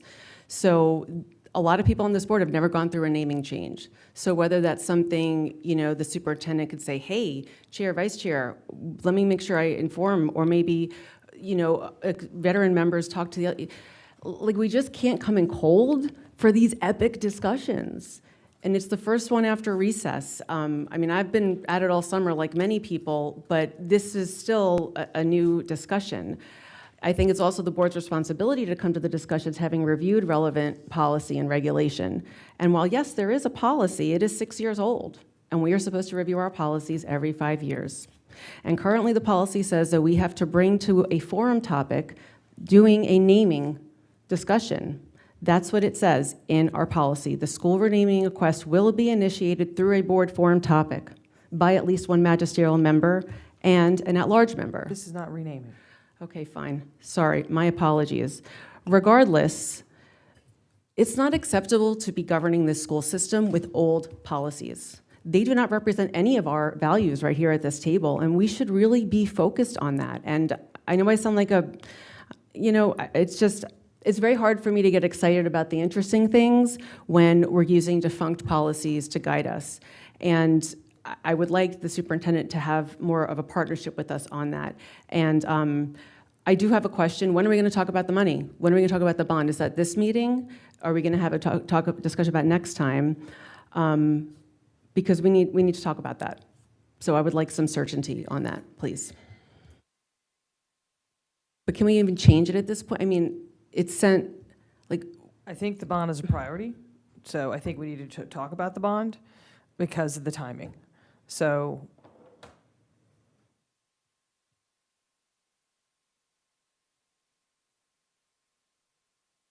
Can I...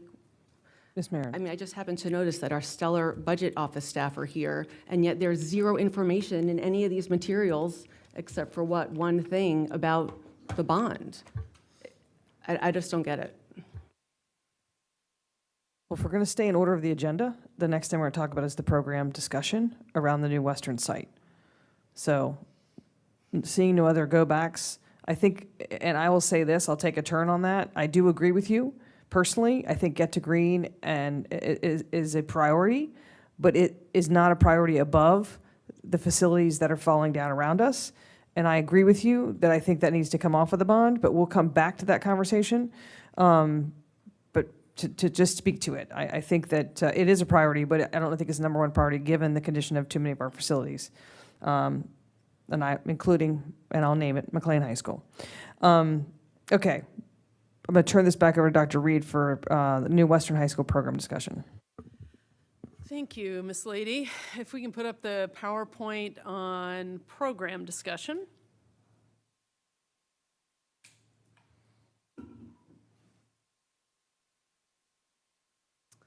So this afternoon, I thought it would be helpful to begin, not end, but begin the conversation about what type of programming we might envision for this new Western High School.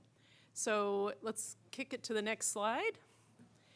I think in general, we have a couple design options, and this particular slide is really aimed at trying to get to the boundary impact of the possibilities.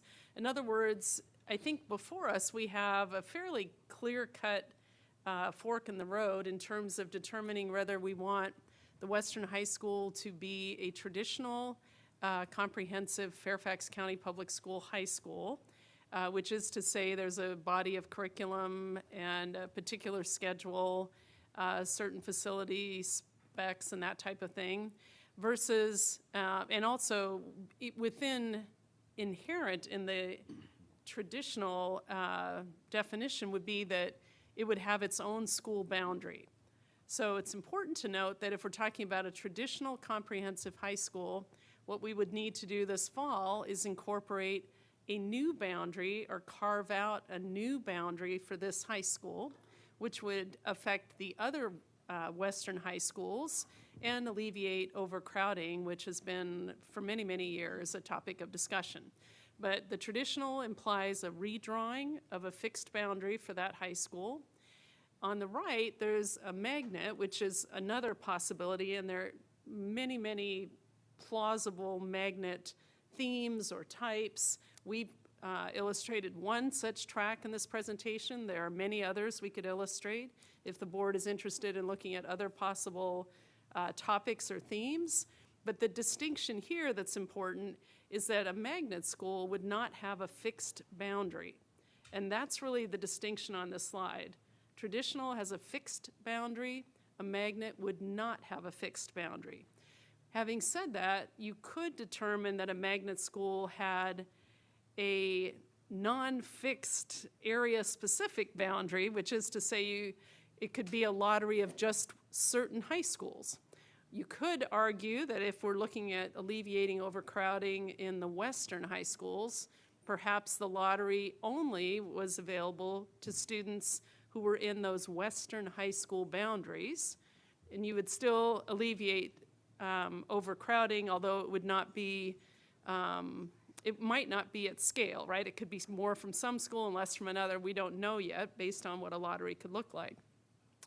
You could also go with a lottery, for example, of 80% of enrollment coming from overcrowded West Side high schools and 20% the rest of the division, or 70-30 or 90-10, or there are many possibilities, right? The slide is really a distinction: fixed boundary, flexible boundary.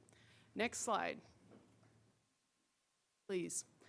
One of the things we thought would be a good idea is to kind of dive into the research, and a big thank you to our research and development, our ORSI team, to look at some of the characteristics of what future-ready schools, and in particular, future-ready high schools might look like.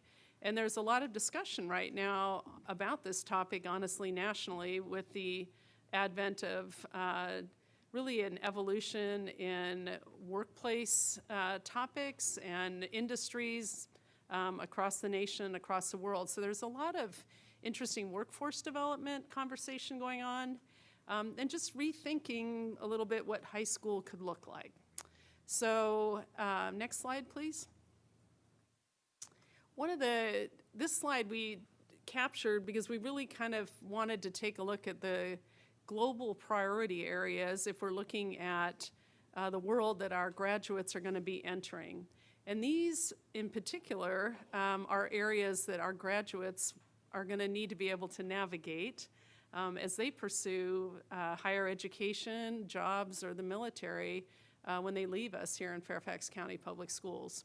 These are also examples of global priority areas that our county here in Fairfax County is working to be a national center for the development in these areas. And I know that our Northern Virginia Tech Council has goals around having businesses in these sectors settling and headquartering here in Fairfax County. as we know that these are global priority areas, and Fairfax County has long been a leader in, really global and particularly national influence. Next slide, please. So the potential theme, and again, there's a statement at the bottom of these slides which say there are likely many options to contemplate. This is just a process conversation starter. So again, the slides in these next couple slides would be possible themes if we were looking at pathways in a magnet type program, which is again non-specific boundary lines. So there are a variety of opportunities. In this case, we're looking at aerospace science, in part because of the proximity to Dulles, and then also in part due to the high workforce learning connections with aerospace industry possibilities. So next slide, please. One of the things you would do if we were going to look at a magnet type school, whether it's the arts, whether it's aerospace, whether it's AI, machine science or machine learning, data science, whatever the theme one might look at, I think it would be interesting to take that theme through the curricular areas that it might expand as well as the other global priority areas. I know I was talking to Gautam yesterday and just talking about what an R&D influence or impact within a contemporary high school might look like. The research and development arm being research and development personnel from industry actually being a part of the curriculum, which would be very different for us here in Fairfax County. But you could take almost any theme. I don't want to limit our conversation this afternoon to just aerospace, but we wanted to take an example and walk it through this just for your thinking. Next slide. One of the things we looked at here is sort of a dual strategy. We included a handout on this where we look at priorities and then a program and capacity strategy. And these really are just different ways of looking at how we might program a high school. And again, this works, in this particular slide, it would work for traditional or a theme-based program. So again, we purchased this building to alleviate overcrowding in the Western high schools, right? So absolutely, we need that to be a goal of whatever we situate here. Next slide, please.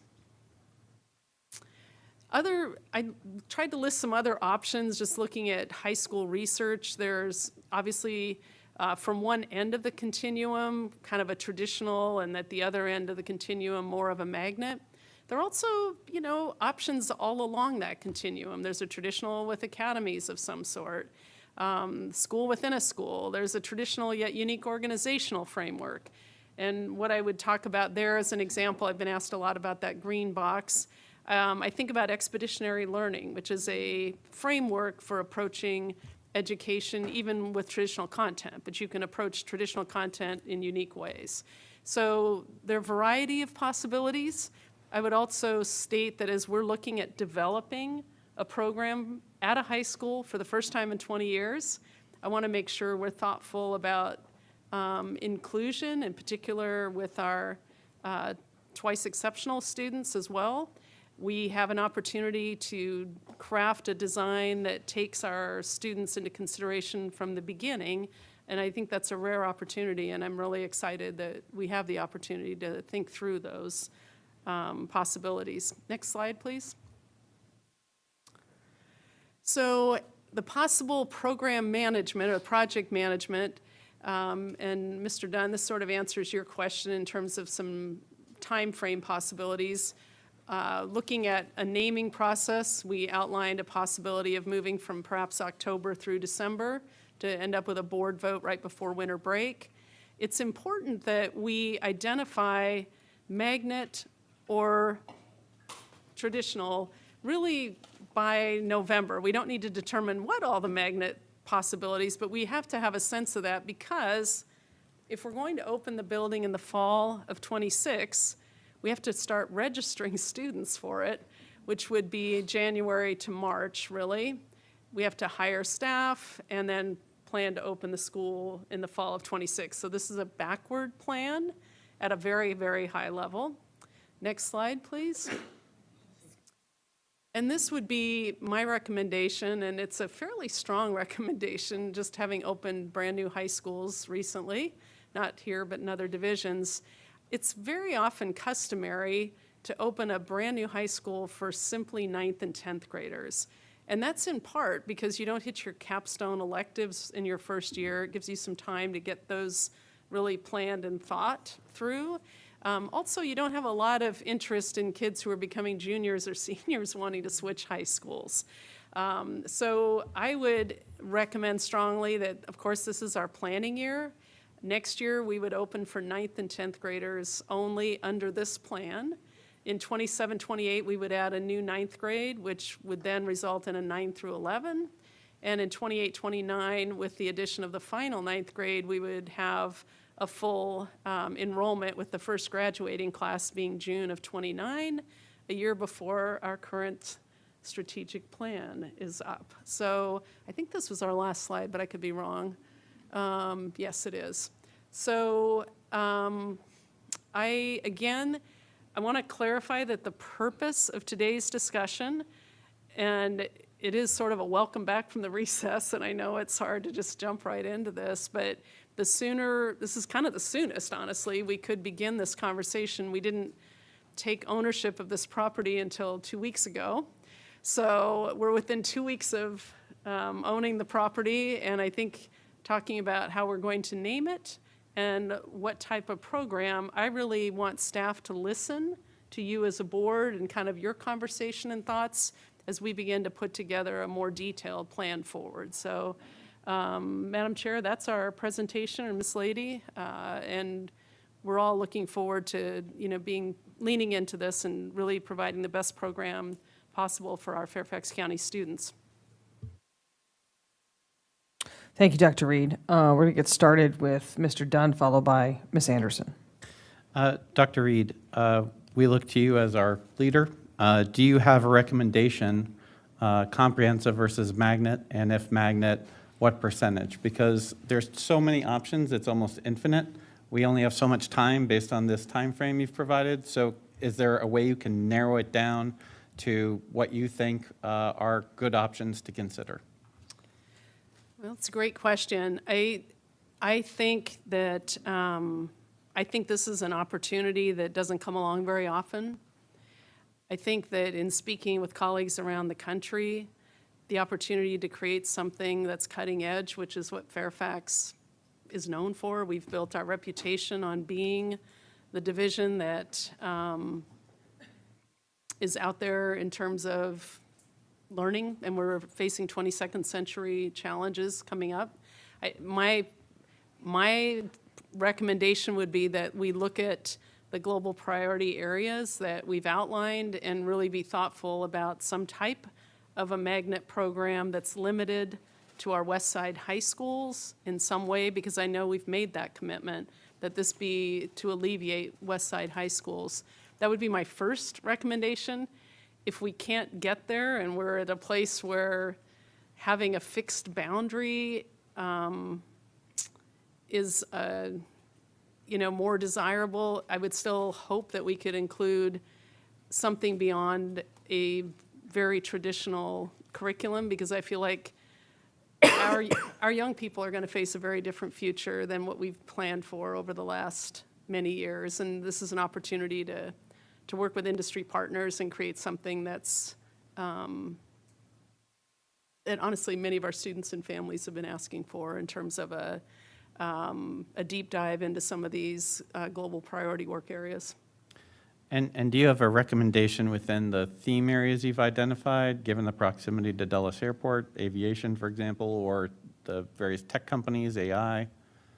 So I think if you go back to the global area slide, one of the things I think could be very thoughtful about is I think we could provide a high school that actually includes pathways in all of those areas, and I talked to Dr. Presidio as well about the real need, and this is where it sort of bleeds into the conversation for program access that we talked about with boundaries.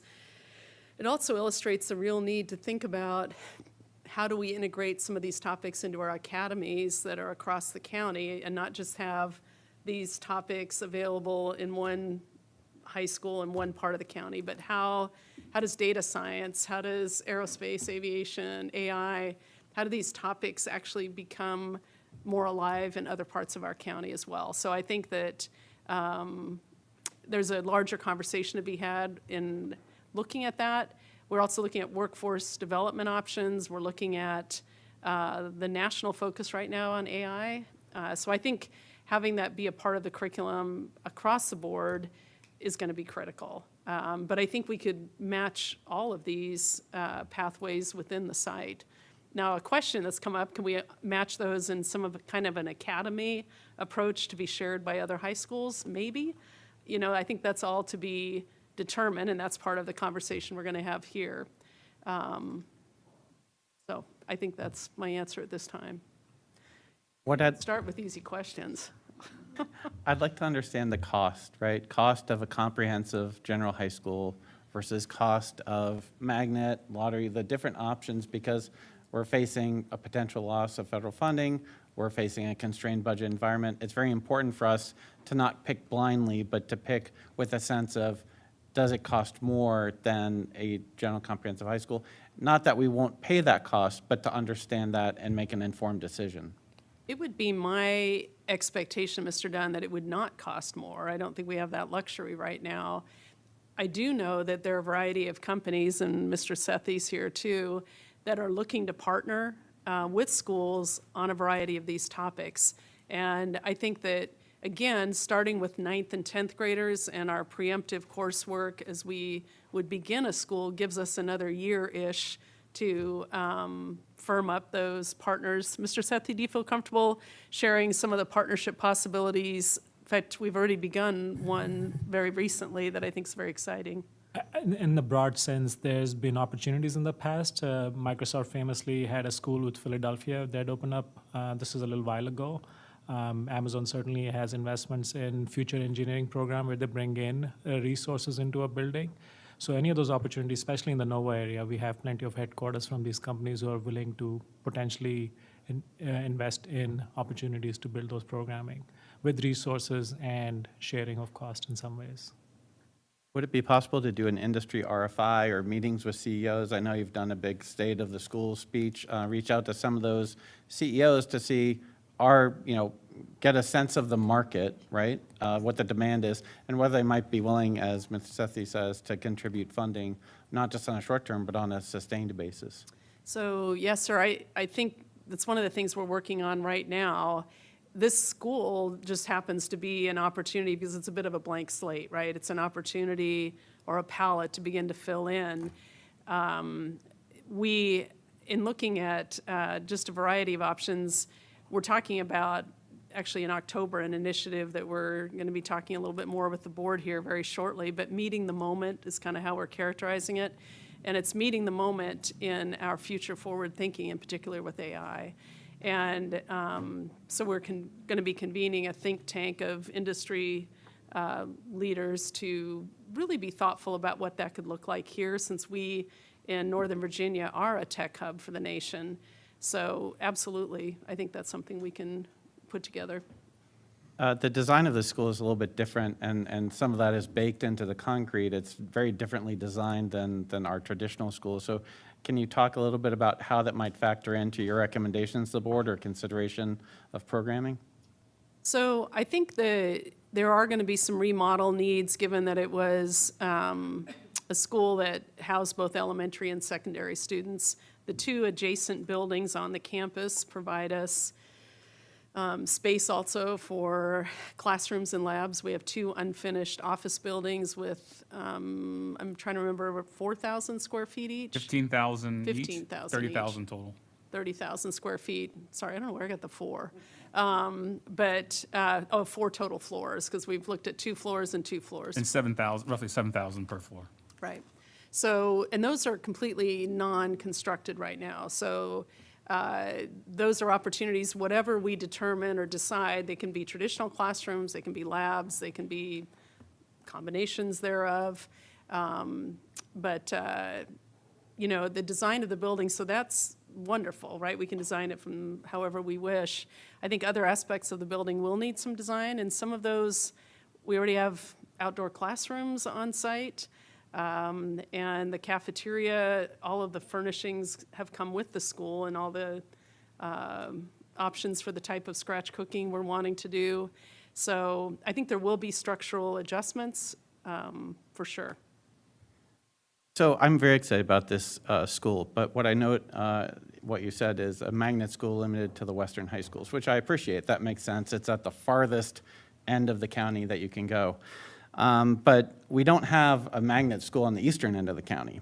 And we just recently had an FCPS staff member come out to one of my high schools that's also heavily attended by Franconia students and speak incredibly disparagingly about Route 1 schools. And that's not a one-time thing. That happens frequently in recent years. And so what I'm seeking is geographic equity. If we're going to set up a magnet school on the western side of the county, that's great. My question is, when are we going to set up a magnet school on the eastern side of the county so that every student attending this school system will have equitable, equal access to fantastic programming? It doesn't have to be the same programming, right? It doesn't have to be aviation here, aviation there, AI here, AI there. But I do want to make sure that we are approaching this from a school system perspective and not simply continuing to benefit the western half of the county, which historically has received a disproportionate share in recent decades from FCPS in the county. So, great question. I think that's part of my ask when we talked about upgrading our academy options across the county. I don't know when our CIP doesn't include a new building in the eastern, is Route 1 eastern or northern? Eastern. Eastern, okay. In the eastern part of the county. But I think we can look at high schools where we have space or locations where we have space. Dr. King, you had your hand up, or what are your thoughts? I'm just nodding because I agree with you about updating academies across the county with the same kind of programming that would make it equitable. It would make it more equitable, but I also want to acknowledge we have the Braddock district, which doesn't have access to the academies, right? No academies at all. So we've got sort of pockets of, we have pockets of the division that really do need equitable access to programming, obviously. So it's point well taken. And I think, to your point, Mr. Dunn, we may need to take the global priority areas and also look at some other areas and then think about what does a 5-year plan look like to have these located and maybe delivered differently. Maybe they're delivered synchronously online if they don't have a classroom, or maybe they're delivered in 6-week mini intersession classes. There are a lot of ways to gain access, but we're going to have to be really intentional to do that. I note that Montgomery County is looking through a global lens at their entire county and access, so certainly addressing the needs in Braddock as well as the eastern half of the county. I just ask that we look at this continuously through a global lens, and a 5-year plan is a great approach, and not just through a school and one district lens. Thank you. Thank you, Ms. Anderson, and then Mr. Frisch. I don't want to repeat anything that my colleagues have said. I do know that this is a particularly, it's an interesting makeup of a school for those of us who have been out to see it. And it definitely, the space itself is going to take a little bit of work to make sure that it works within the system. Do you think the existing setup of the school is a barrier to success for having this be a traditional high school? I don't think so. I don't think it is. I think there's some features, some of the quiet spaces, the smaller collaboration rooms, that I would be sorry to see taken out because I think there's a space for that structure. It's probably our newest built school of any of our schools in the division, honestly. It's only 9 years old. So when I look at some of the features they've included, they've been thoughtful about some contemporary instructional framework ideas that I think they're going to push our thinking about how we could use those spaces for secondary education. So I don't see it as a barrier. I really don't. Okay. The other question that I had for you is, do you see this, if we're going to focus if we're going to focus this area, and I do fully and completely understand that the reason that this school has been in the CIP as long as has been is because the western portion of the county is overcrowded and we need to create space. I guess my question is, if we had this be a magnet school, that would also potentially allow TJ to continue to be a magnet school in the eastern part of the county, or, I mean, if you're looking at the county kind of split, would it be possible that it actually increases capacity or the ability to participate at both schools? So it means that more students from the eastern and southern part of the county, or wherever we draw the line, different pyramids would be available to go to TJ. Because I don't think that we're going to exactly mimic programming, but I do think that there's a certain amount of overlap that could be occurring between these two schools. And so I just wonder whether or not it would open up more opportunity for everyone. I think that the programming likely will look pretty different between TJ and what we're referring to here with more, I think it'll just be different, but I think the fact that students might choose this who might otherwise have thought about choosing TJ might open up more spots just by the virtue of some students are going to maybe make a choice to go to this program for a variety of reasons that may open up more spaces just by virtue of how many people would be in a lottery for TJ. Okay.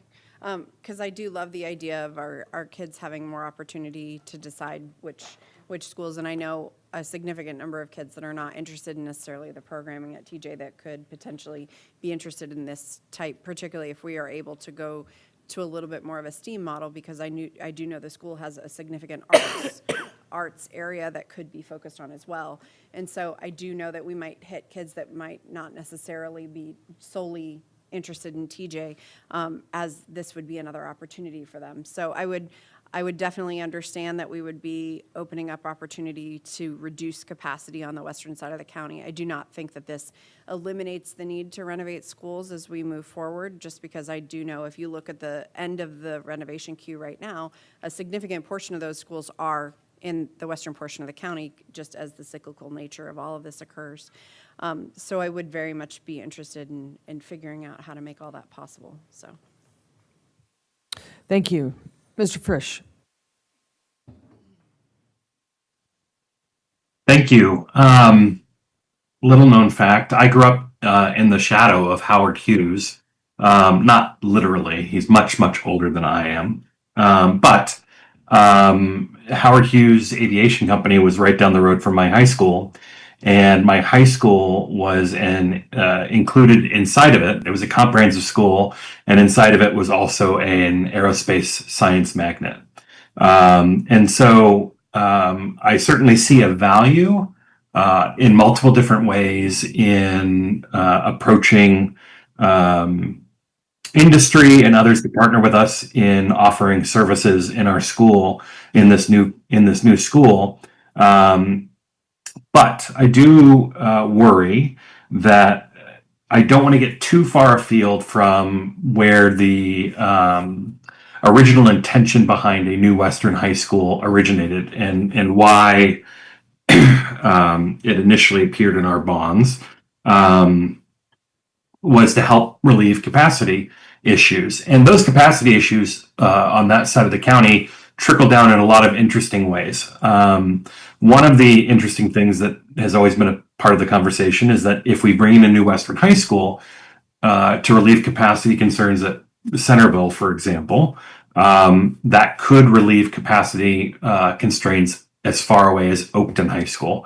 And so this is something that members of my community have been watching and waiting to hear about for a long time. And so as the conversation proceeds, my advocacy will be that we try and find a way to maximize capacity relief while also building out something special here. I think you can have a magnet inside of a comprehensive school and apart from. I don't expect us to launch everything as it's going to be on the first day. And so I'm fine with the idea of, building on a multi-year plan that envisions a future where we offer these great academic enrichment opportunities with an eye towards the future economy, even if it's not fully formed in those first few years. So I look forward to having further conversations with my colleagues and with the superintendent on this subject, and hope that in addition to these great academic opportunities, that we're also keeping an eye on the opportunities for capacity relief that this presents to us. So, Eric, could you put the thank you. slide with all the types of school options, the different color boxes, just? I'm having trouble hearing. Thank you, Mr. Frisch. Dr. Reed was just asking for a different slide to be shown on the screen. Yeah, and I appreciate this part of the presentation. I don't see a traditional with a magnet in there, but I think it's to some extent a matter of the words we use. What I do know is that I am much more supportive of a concept that includes a traditional school with it. Thank you. Dr. Anderson. Thank you. I'm actually very glad to follow what Mr. Frisch just shared. Again, no dog in this fight at all. I am way yonder. I am over here. So the trickle down will not be happening into the Mason District. But I do know that I've sat here meeting after meeting, year after year, listening to the concerns in the Western high schools. And I am not seeing that Centerville is going to be addressed in a way that's going to allow us to expand it. And the conversation around the acquisition of the site has been to provide relief to the Western schools. So for me, that too has to be a huge component of what happens here. Having said that, this is exciting. It's exciting to have a new site. It's exciting to build from the ground up. It's exciting to create a new program that's going to better position our students to be more competitive. So I'd like to have my cake and eat it too. So I would love to see a structure that relieves the overcrowding and provides its exciting work that is being articulated here. And to see how we could trickle down some of that exciting curriculum into our other schools who won't have the opportunity because of many reasons, many of them valid, to travel to this new site. Because access to programming continuously is a conversation that we've had before the boundary policy, during the boundary policy, even now. I would hate for us to create one more niche that is only accessible because of where you're located. If there's some spaces to bring, and you mentioned a few, Dr. Reed, off the top of your head, to bring some of this wonderful programming to other places, I think that would be a wonderful, wonderful thing to do.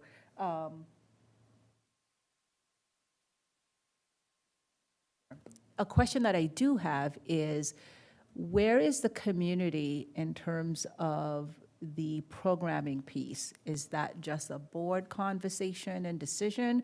Are we going to, at some point, bring some things out to the community for their feedback? Again, no dog in the fight at all, but just questions and wonderings that I have. I think that we certainly could engage in a process. I think the conversation starts here.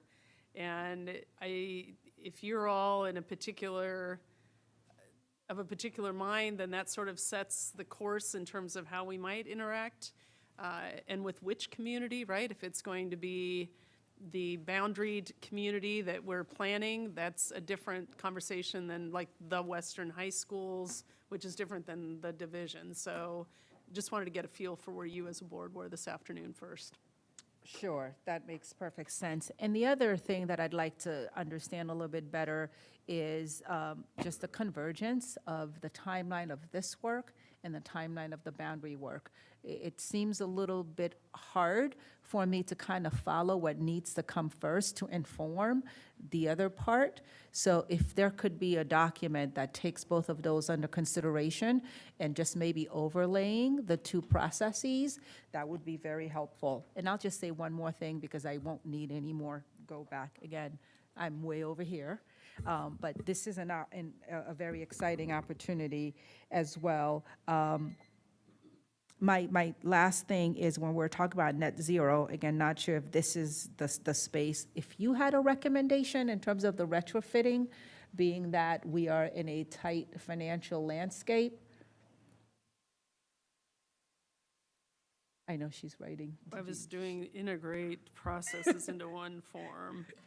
or No, one it's fine. plan. I'm happy to repeat, if you had a recommendation from a staffing perspective and, seeing what all the dollars are and what they're not regarding the net zero work with retrofitting some of the schools and. Well, obviously, with all due respect, the board has, direction on the table for us to pursue net zero, period, full stop. So that's what staff have been working under the assumption of doing. And obviously in the bond here, we've put 111 million towards net zero to previously approved projects.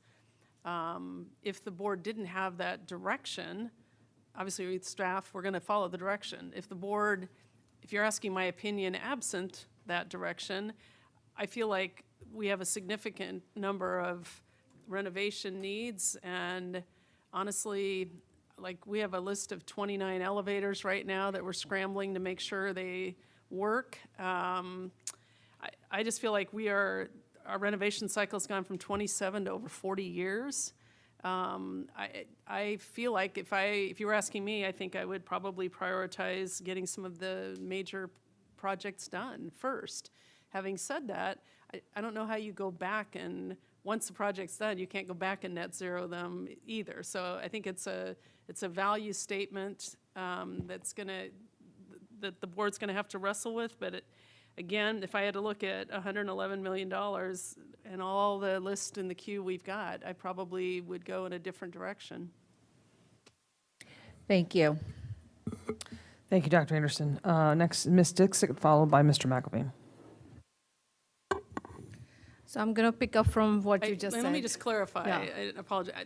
We've had to make that decision with the buses, right? Because the EV buses are $440,000 a bus, and a diesel bus is Andy left, but I think like $125,000. We cannot, without federal grants or some sort of support, afford to pay $440,000 4 times the cost for a bus.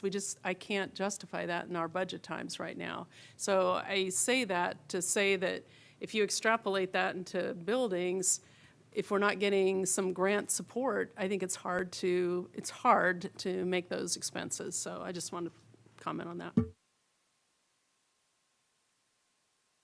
Thank you, Dr. Reed. Actually, I was just going to say the same thing, that right now with the tightening budget and our buildings falling apart, I think that use of the money for maintaining updating the facilities more important. And I know it's very hard to do retrofitting of a building once it's done. Yeah, would you agree to that? Yes, correct. So I think it's going to cause additional expense. We have just spent $150 million purchasing the school, and I would just think we should. It's in good condition. Let's move on and with the minor adjustments, I guess, which is needed for programming. But I'm coming back to this, which kind of programming option it should have.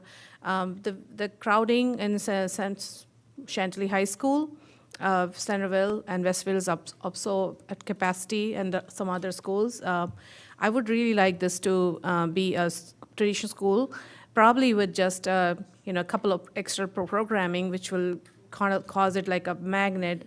And you have listed really good ideas here, all great ideas to be included in our programming. And I'm just thinking maybe we can add some of this programming in our academics, like machine learning, data science. GMU professor, head of the department, Dr. Muthu, he's been asking that he wants to collaborate with FCPS for data science program many times. And we have started already offering it to many of the high school, the data science program. The other programs can be also, just like Dr. Anderson was saying, can be started in different high school, maybe one program at a time. But for this school, I would just, because it's near to the airport also, aerospace, aviation, and AI. AI is, everybody's talking about AI. It's the talk of the town, is the future. I think that would be a really cool place. I would like to see the school have some programming around it. And definitely would like this to be, again, students from Western High School be participating, because that's where we are seeing we did not just buy this building or the school just because it was beautiful and we had to scramble for money, and there was a reason we did it. So I would really like to support the community whose needs the most, and they're looking forward to this space to be used. But I definitely like the idea of all the different principles. So I wanted to ask you, would it be possible for having this as not a traditional school, but school limited to a district, I should say, but then also open up the academy portion of that, or programming portion for the Western High School that you just said, western side of high school, and bring some students for aviation program and maybe AI programs? Yes, ma'am. So what I think I hear you saying is a traditional-ish high school that will have its own boundaries, with the integration of academies along the lines of some of these global priority areas that could be accessed by other Western high school students as a sort of an academy kind of idea. I can certainly take that back to the team, and we can work on what would be possible with that for sure. And just speaking of that, schools, for me, TJ is Eastern School. It takes 45 minutes for somebody from Centerville to go to TJ. And kids on the bus spend more than an hour and a half sometimes, more than an hour, not hour and a half. But it is still a long time to commute to TJ. So like Ms. Anderson was saying, maybe some of our Western Side High School students may prefer to go to this school, and then maybe there'll be more spots open at TJ for students from that side of, I guess, county. So might be that option, but again, really excited. I want to just say that this is a once-in-a-lifetime opportunity we have, and we are the board which made it happen, and under your leadership too, and we really want to make it right and make it right by our community and our students. Thank you. Thank you. Mr. McElveen, followed by Mr. McDaniel. So it's rare that we have the opportunity to innovate in a really tangible way. And don't get me wrong, there's innovation going on every day in this system. But the last time I can recall this board really innovating was with the Portrait of a Graduate, right? And that was 12 years ago, where we really acted as futurists. We looked ahead to see what our students would need to be successful in the future. And we've made that a reality. But this is really, again, kind of a tangible, palpable opportunity to do that same work. And staff has done great visioning work and through ORSI. And we have a great list up here. I would be remiss if I didn't point to other options that could be considered. For example, a humanities school, which our dear friends at the Fairfax Federation have been advocating for years. An art school, a leadership school along the lines of Maggie Walker in Richmond. So there are lots of different opportunities, that all of which are not explored up here. But Dr. Reed, the first thing I would want to ask you is, in the work of ORSI and your team, have you seen models or when we look to the future, which of these models have not been implemented? Obviously, we've heard of the Howard Hughes School and aviation academies elsewhere, but what has not been done? I think that there are iterations of all of these, and honestly, contemporary high schools are looking very different than traditional high schools. And I think all of these topics are being explored across the nation.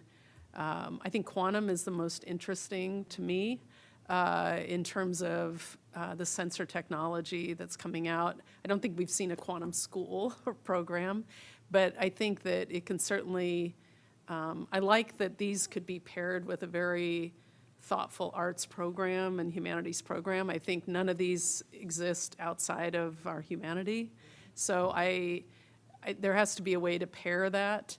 But there are just so many, I think what's probably not out there yet, Mr. McElveen, is sort of the ability to access school differently, like 24/7, 365 days a year, right? Like, I think that's our next frontier, is how we use time, not just what we put in the confines of the time we have. And so when I think about our next frontier, that's what I think about, is not just the content, but how do we show it, right? Like the mastery transcript, where it's actual visual evidence of our best work that really takes that metacognition that all of us need to do on a regular basis to another level. And so I think that's where I look at the future. And lastly, I'll say these topics need to be accessible for our very youngest children. And when I think about our young children in elementary school who are so very curious, that would be an area that I would also think about, is how do these get more infused? And we're making a lot of progress on that front, but that's another area, frontier, if you will. Yeah, well, that's great and very helpful. And, my colleagues will recognize the fact that this school has a very unique physical structure that is conducive to pods and organizing learning in a very different way. And so that's just another reason I don't think we'd want to give up on the opportunity to do something unique here. I would identify myself with Ms. Dixit's comments. I think almost everyone is advocating the same thing, to do something special, but within a traditional comprehensive model. And I would just remind my colleagues and others that whatever we do with this school, it's inherently going to reduce or relieve capacity issues elsewhere. It doesn't happen in a vacuum. So anyway, it's good news no matter what we do. Thanks. Thank you, Mr. McElveen. Mr. McDaniel. Thanks. Yes, ditto all around. I'll add my voice. It needs to be a Western boundaried traditional high school. I have a hard time, we've talked about the funding challenges that we're having. I have a hard time spending $150+ million on, something that's not targeted towards capacity relief in the West. When boards passed, the division has very consistently stated that Western capacity relief is a priority. So I would echo all the comments in support of that. Something Mr. Dunn said really jumped out, and I'm glad he brought it up, because another concern that I have would have had of making this a magnet program, it's an equity issue. I mean, even if we say, well, it's okay, what's the Western magnet program? I mean, I've toured schools all across the county, and there is not equity in program access. There's just not. So I do think that there needs to be something special done at this school, but there needs to be special things done in all of our schools. And this presentation is a template for how we get there division-wide. That's where I really want to see things going. So I'll be supporting this as a regular, boundaried high school to provide that capacity relief in the West. And this is a roadmap towards advanced programming division-wide, I think. Thank you. Ms. Marin? Yes, and Ms. Clerk, if you could please put up slide 9, I'd appreciate it, of the current one, the current presentation. Thank you.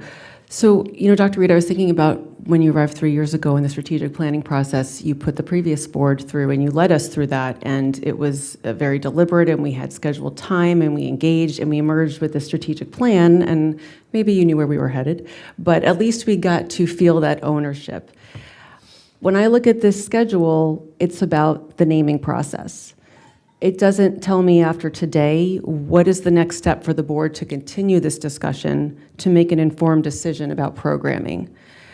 That's going to need to include the costs for the renovations of the different types of programs presented. We're going to need to know, because as beautiful as this building is, we know that it's outfitted a certain way. Are things going to be renovated? Which option is going to require what? We've got to know those price tags well before November. Is there an option to build new space eventually? It's on acreage.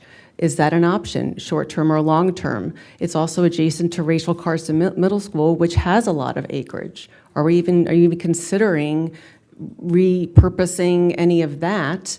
Or is there an alternative where this opens differently? Like, and again, with the costs, and none of that is clear to me, and I don't see when we're going to be updated on that and for us to deliberate.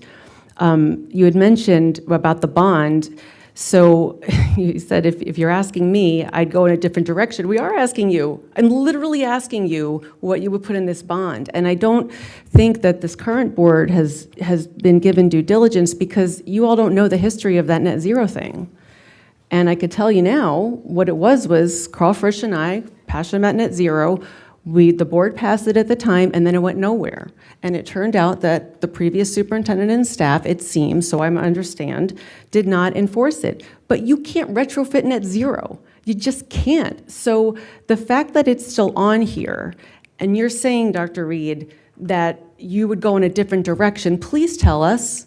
Because as much as I want to be environmentally sustainable, retrofitting is not going to get us there, and it's not our priority now.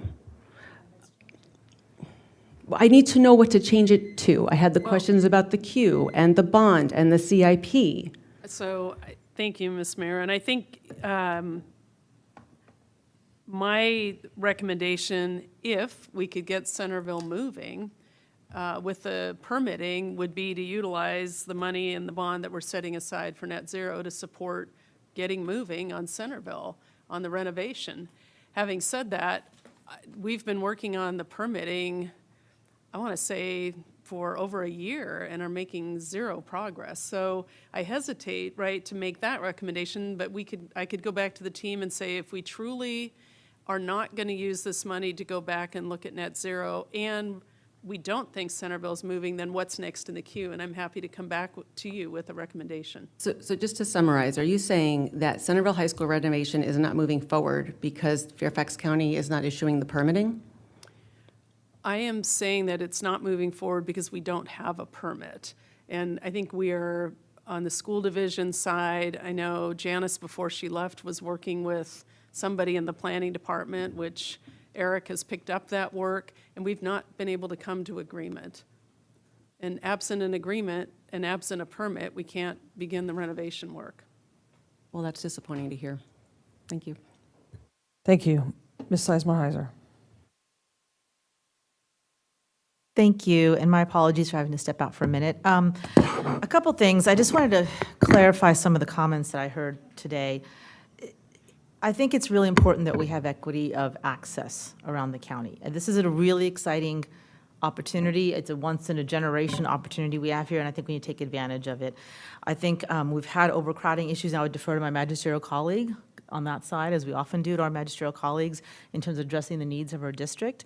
I also think, I agree with my colleague, that this is an opportunity to be creative and to be future-focused, and as things are rapidly changing, to be able to provide our students the skills and opportunities to meet the needs of, as you said, the 21st century and maybe the 22nd century. Just to be clear, though, on the eastern side, 3 of the 4 high schools have some sort of academy program. Edison has an academy program, Lewis has the Lewis Academy, and West Potomac has a regular academy. So and the only other high school there is Mount Vernon. In Braddock, we have none. In Braddock, we have two of the three physically located high schools in Braddock are secondary schools. My kids went to secondary school, I love it. However, it is inequitable from a facility standpoint. There is one set of facilities for 2 schools. 1 gym, 1 track, 1 field, often 1 cafeteria, 1 theater. It makes it very difficult to have equity, whereas in a standalone middle school, you have a full set of facilities, and a standalone high school, you have a full set of facilities. And we have no conversation about how to address that inequity. So I would very strongly, if we have an academy program with a traditional, I would very strongly be against limiting it to the Western High School, because there is such inequity to the Braddock district, right? There isn't an academy program nearby. We don't have 3 out of our 4 schools with an academy program in Braddock. We have none. So I do think that if we have some sort of specialty programming, it needs to be open to everybody. if we have some capacity relief as well, I think, I know Drainsville has similar issues. There's no academy program in Drainsville also, so I don't need to speak for my colleague, but that's my understanding also. There's obviously different areas have different needs, and we should address the different needs of different areas, but that is an area that is a need in Braddock. And we're not talking about that. So having said that, I don't think we should lose this opportunity to do something that sets our kids up for success in the future, right? And what I see, I don't think siloing something one way or the other is the right way to go, right? The skills that I see students need are the AI skills. You and I have talked about this quite a bit, the AI adjacent skills, right? How to use AI as a tool to improve productivity is not necessarily how to create generative AI models, but how to actually use it. Data science is part of it. Business process is part of it. I think STEAM needs to be done because we've often talked about, and many companies I talk about, critical thinking, communication, teamwork. That comes a lot from arts work and doing team projects. I think if we can create an academy model that encompasses many of the things that you're talking about with those skills, and I'll take a go back also, that's what I would strongly urge you to do. I'll defer to my colleague in terms of comprehensive versus not versus magnet. I think that you know your district better. But we've got to set our kids up for success. I'll take a go back, sorry. Thank you. Ms. St. John Cunning. Thank you, and ditto to a lot of what my colleagues have said. Dr. Reed, can you differentiate the difference between a traditional academy and a school within a school? That was on slide 8. All right, if we can go back to slide, thank you. That was quick, thanks. I think that a traditional with academies would generally have, and this is my understanding, as academies are a bit new, but new to me, but traditional with academies would be, you've got programs that often juniors and seniors lottery, I guess there's some type of process, they can explain it, you probably know it, that kids can come in for a couple hours and then go back to their base school, right? Or they could be at their base school and go to the academy and then go back to their base school classes. But it offers other students from other schools access.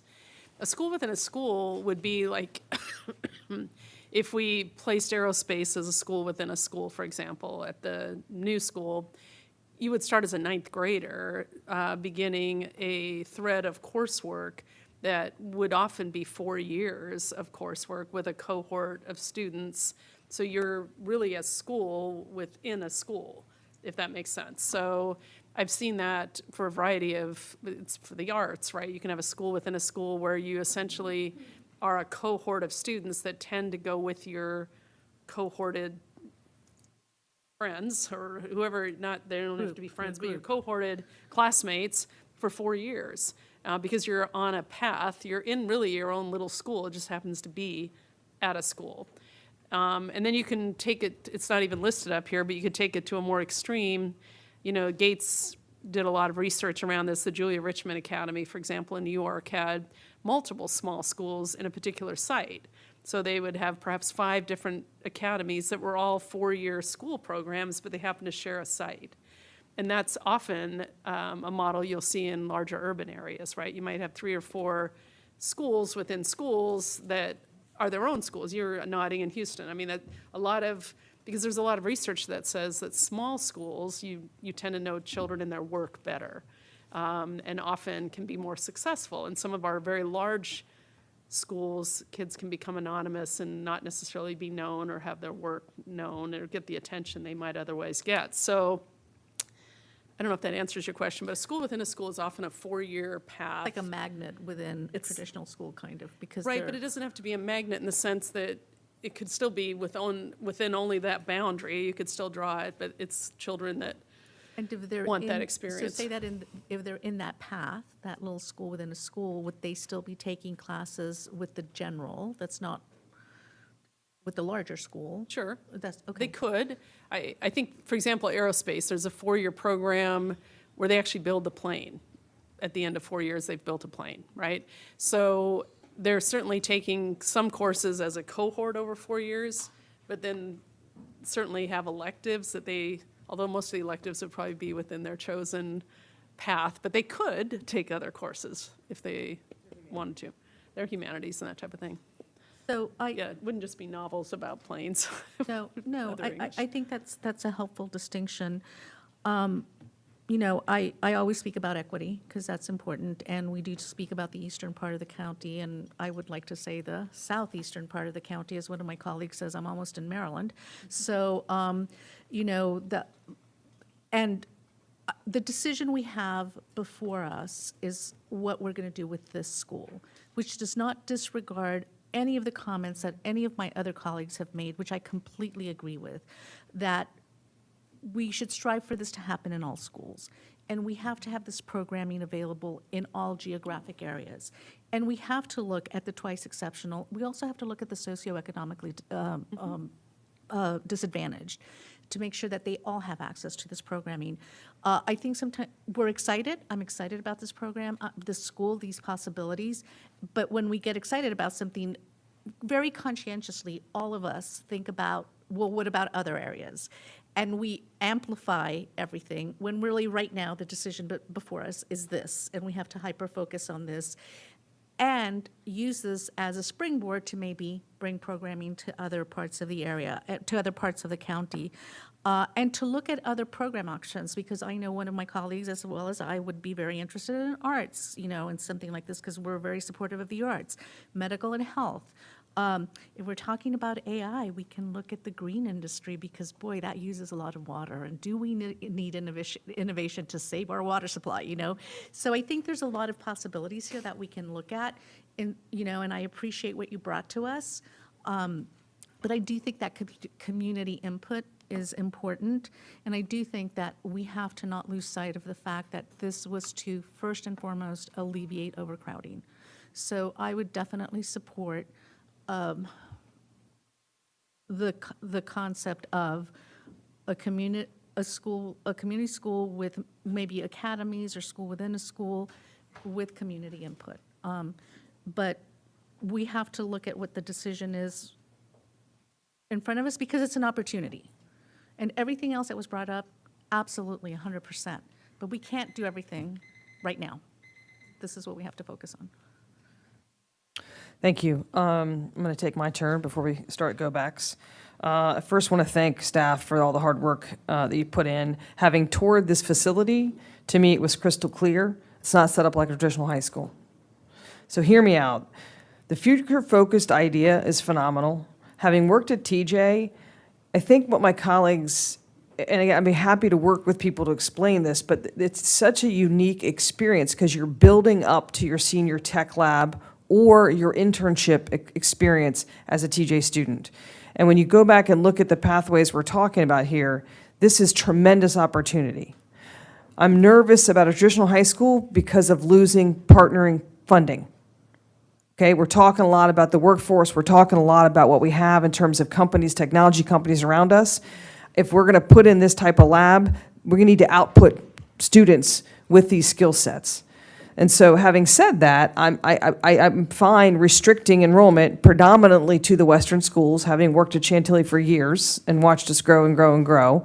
But I think there's other innovative ways to also address overcrowding, like we've never discussed here. Like, when I first worked, I worked at James Wood High School in Winchester. They had an 8-period day. Some kids started at 7:30, some kids started at 9. And then some kids were done at whatever that time would be later, and some kids were done closer to 5.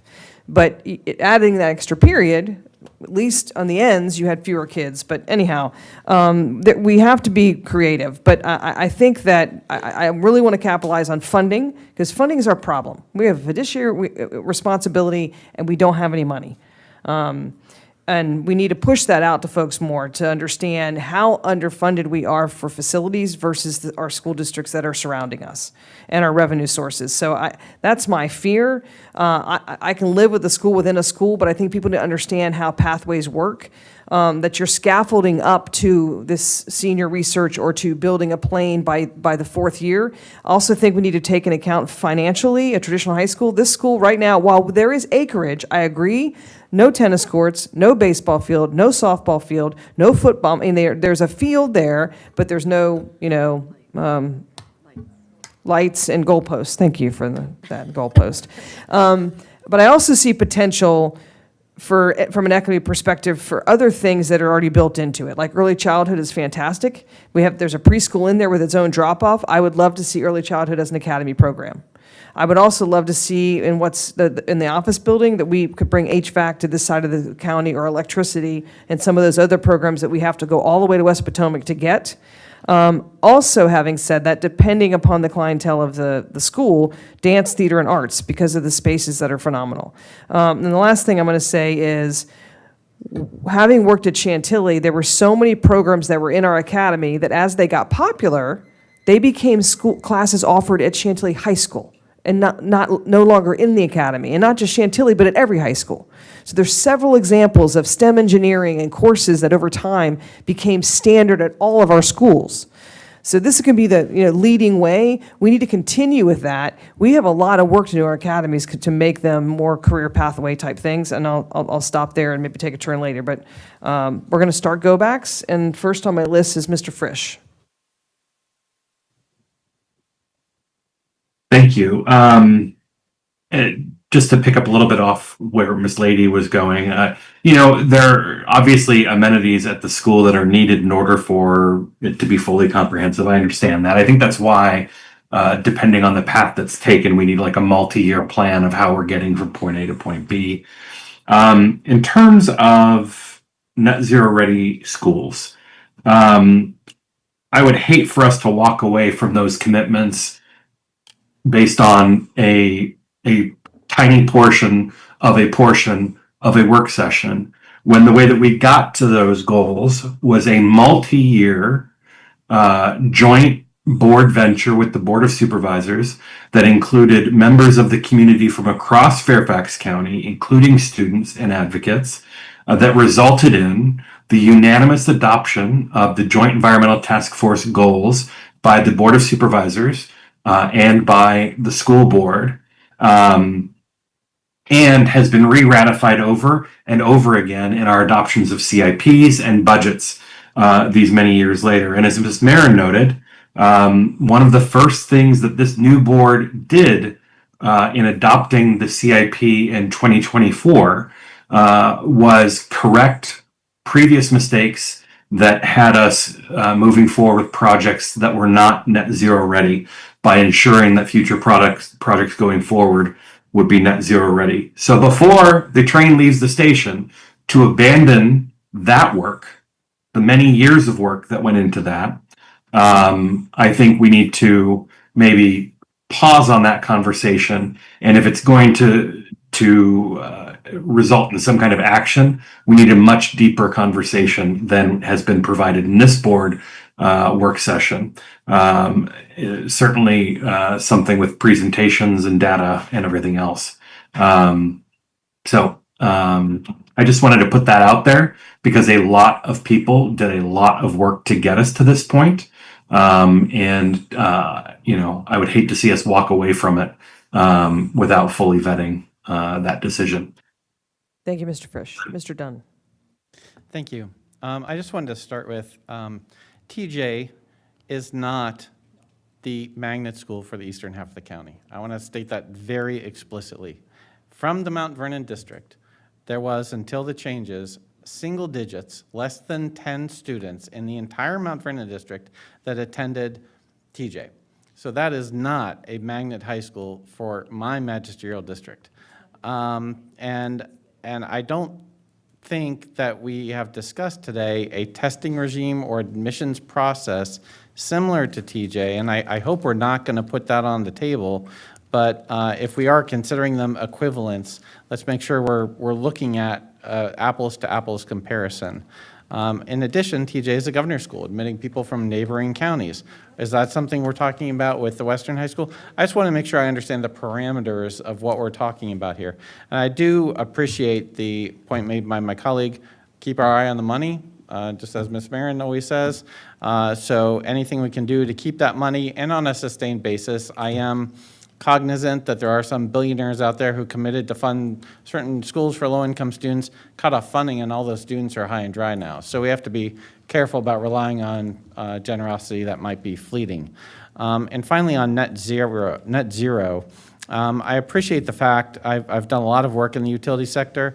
I think we have to take a step back, say, what are our objectives? And if the objective is to help save the environment, protect the environment in the most cost-effective way, net zero is not it. And I'll come back to the board with more research on that.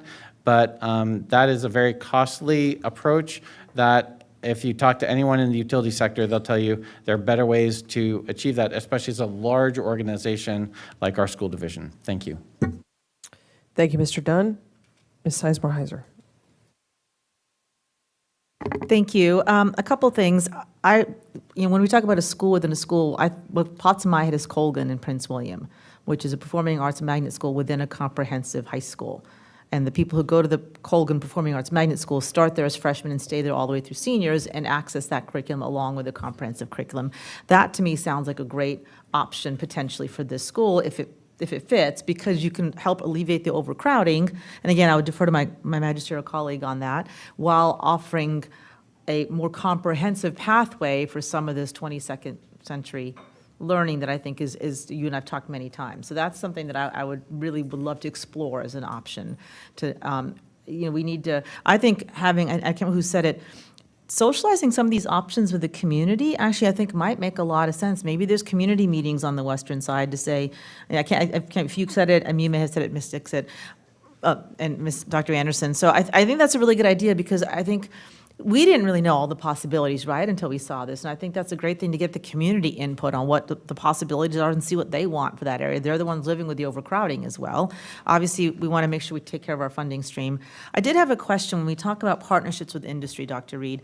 Over the years, I have brought different options of partnerships with industries, and I'll be honest, it hasn't gone many places. And you and I have talked about the stymieing of some of that. So what processes are we going to put in place internally to make sure those are successful? Well, I think that our partnerships are critical, right? We partner with our families, we partner with our community and our business leaders. I think that as the years evolve, so too our practices have to evolve. So I think there was a time in Fairfax where there were a lot more partnerships. I know, Marty, we talked about the Wallace Foundation in terms of our leadership work, and that we partnered for years until, 2017-ish? It was about 2015. 2015-ish. And now we're trying to reconnect and make sure we re-up some of these partnerships. So I think we do have the bones for that, and for whatever reason, maybe it was COVID, I'm not sure, but we've not had as many recently, but we definitely have a push to get back on that, get that train back on the tracks. I would just encourage you, that's a big piece of what we're trying to do here, that we make sure we have a tight infrastructure internally for that before we go down that path. Just based on my experience over the last 5 years around trying to connect with different partners.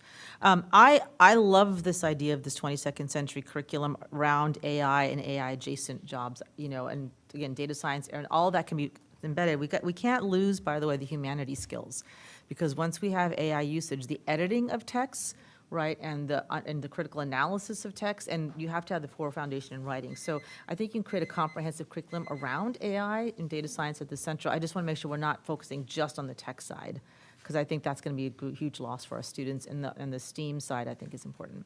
Yes, ma'am, I couldn't agree more. Ms. Marin.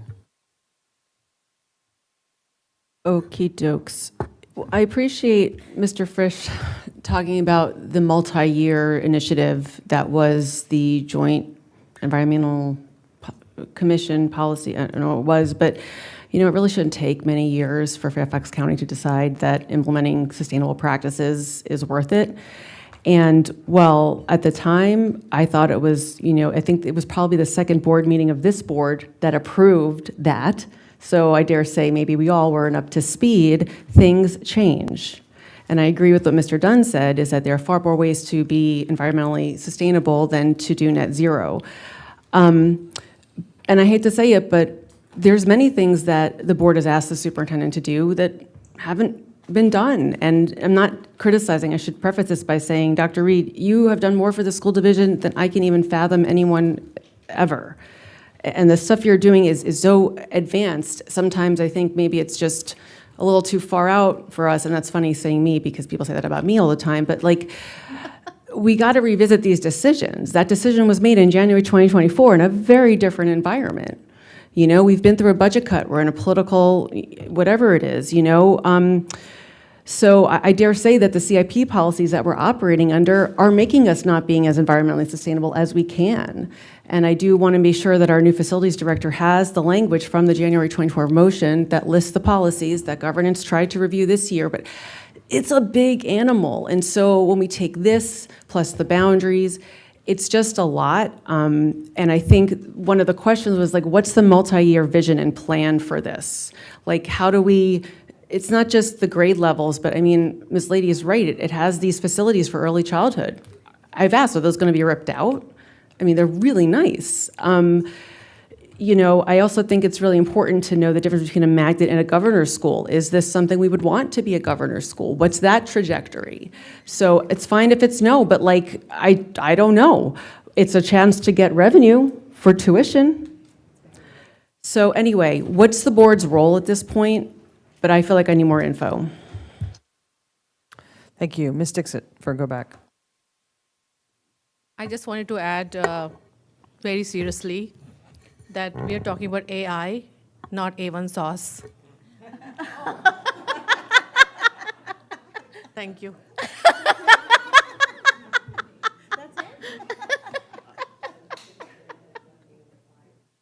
Okay, not seeing any other placards or hands, I'm going to take a Go Back. I think that one of the things we have to do, too, is think 20-year plan.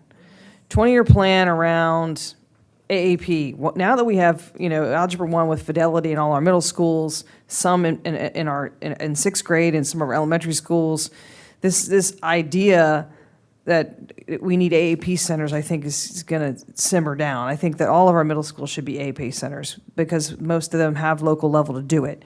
And we also have to make sure that what's happening with the programming of that is done with Fidelity.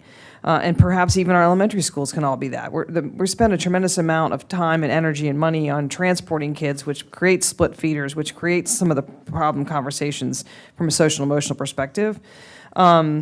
And then to the point of community input, you know, I'm just going to throw this out there, but my thinking is this, that I absolutely would be welcome to community input, but I would prefer to see something, and I don't know if we can do it in terms of security, but if there was a way to do some type of open house at the western site, and only folks who actually go through, you know, a structured tour, then prior to exiting can complete a survey regarding what we should do at the high school. But to never walk in it and not see the space and make a determination, I think it's just short-sighted. And so I am open to community involvement, although we're also on a short clock, right? Because we've got to make some decisions. So that's just an idea I had that I thought that I would sort of vet here.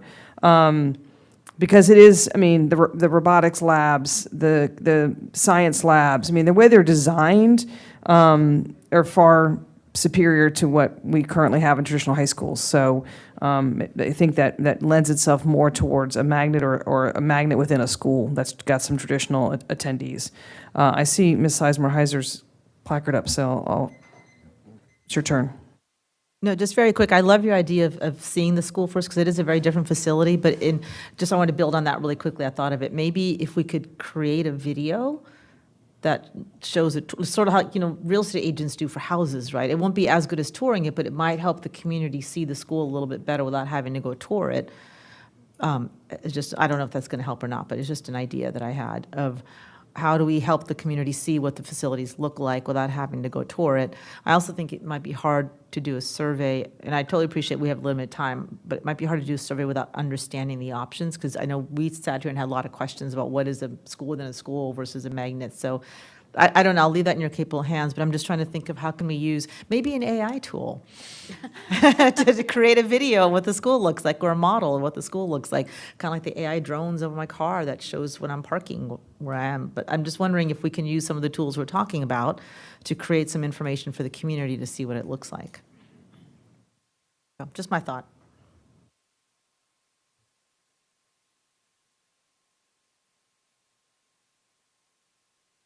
All right, not seeing any placards or hands. I believe we're adjourned at 4:35.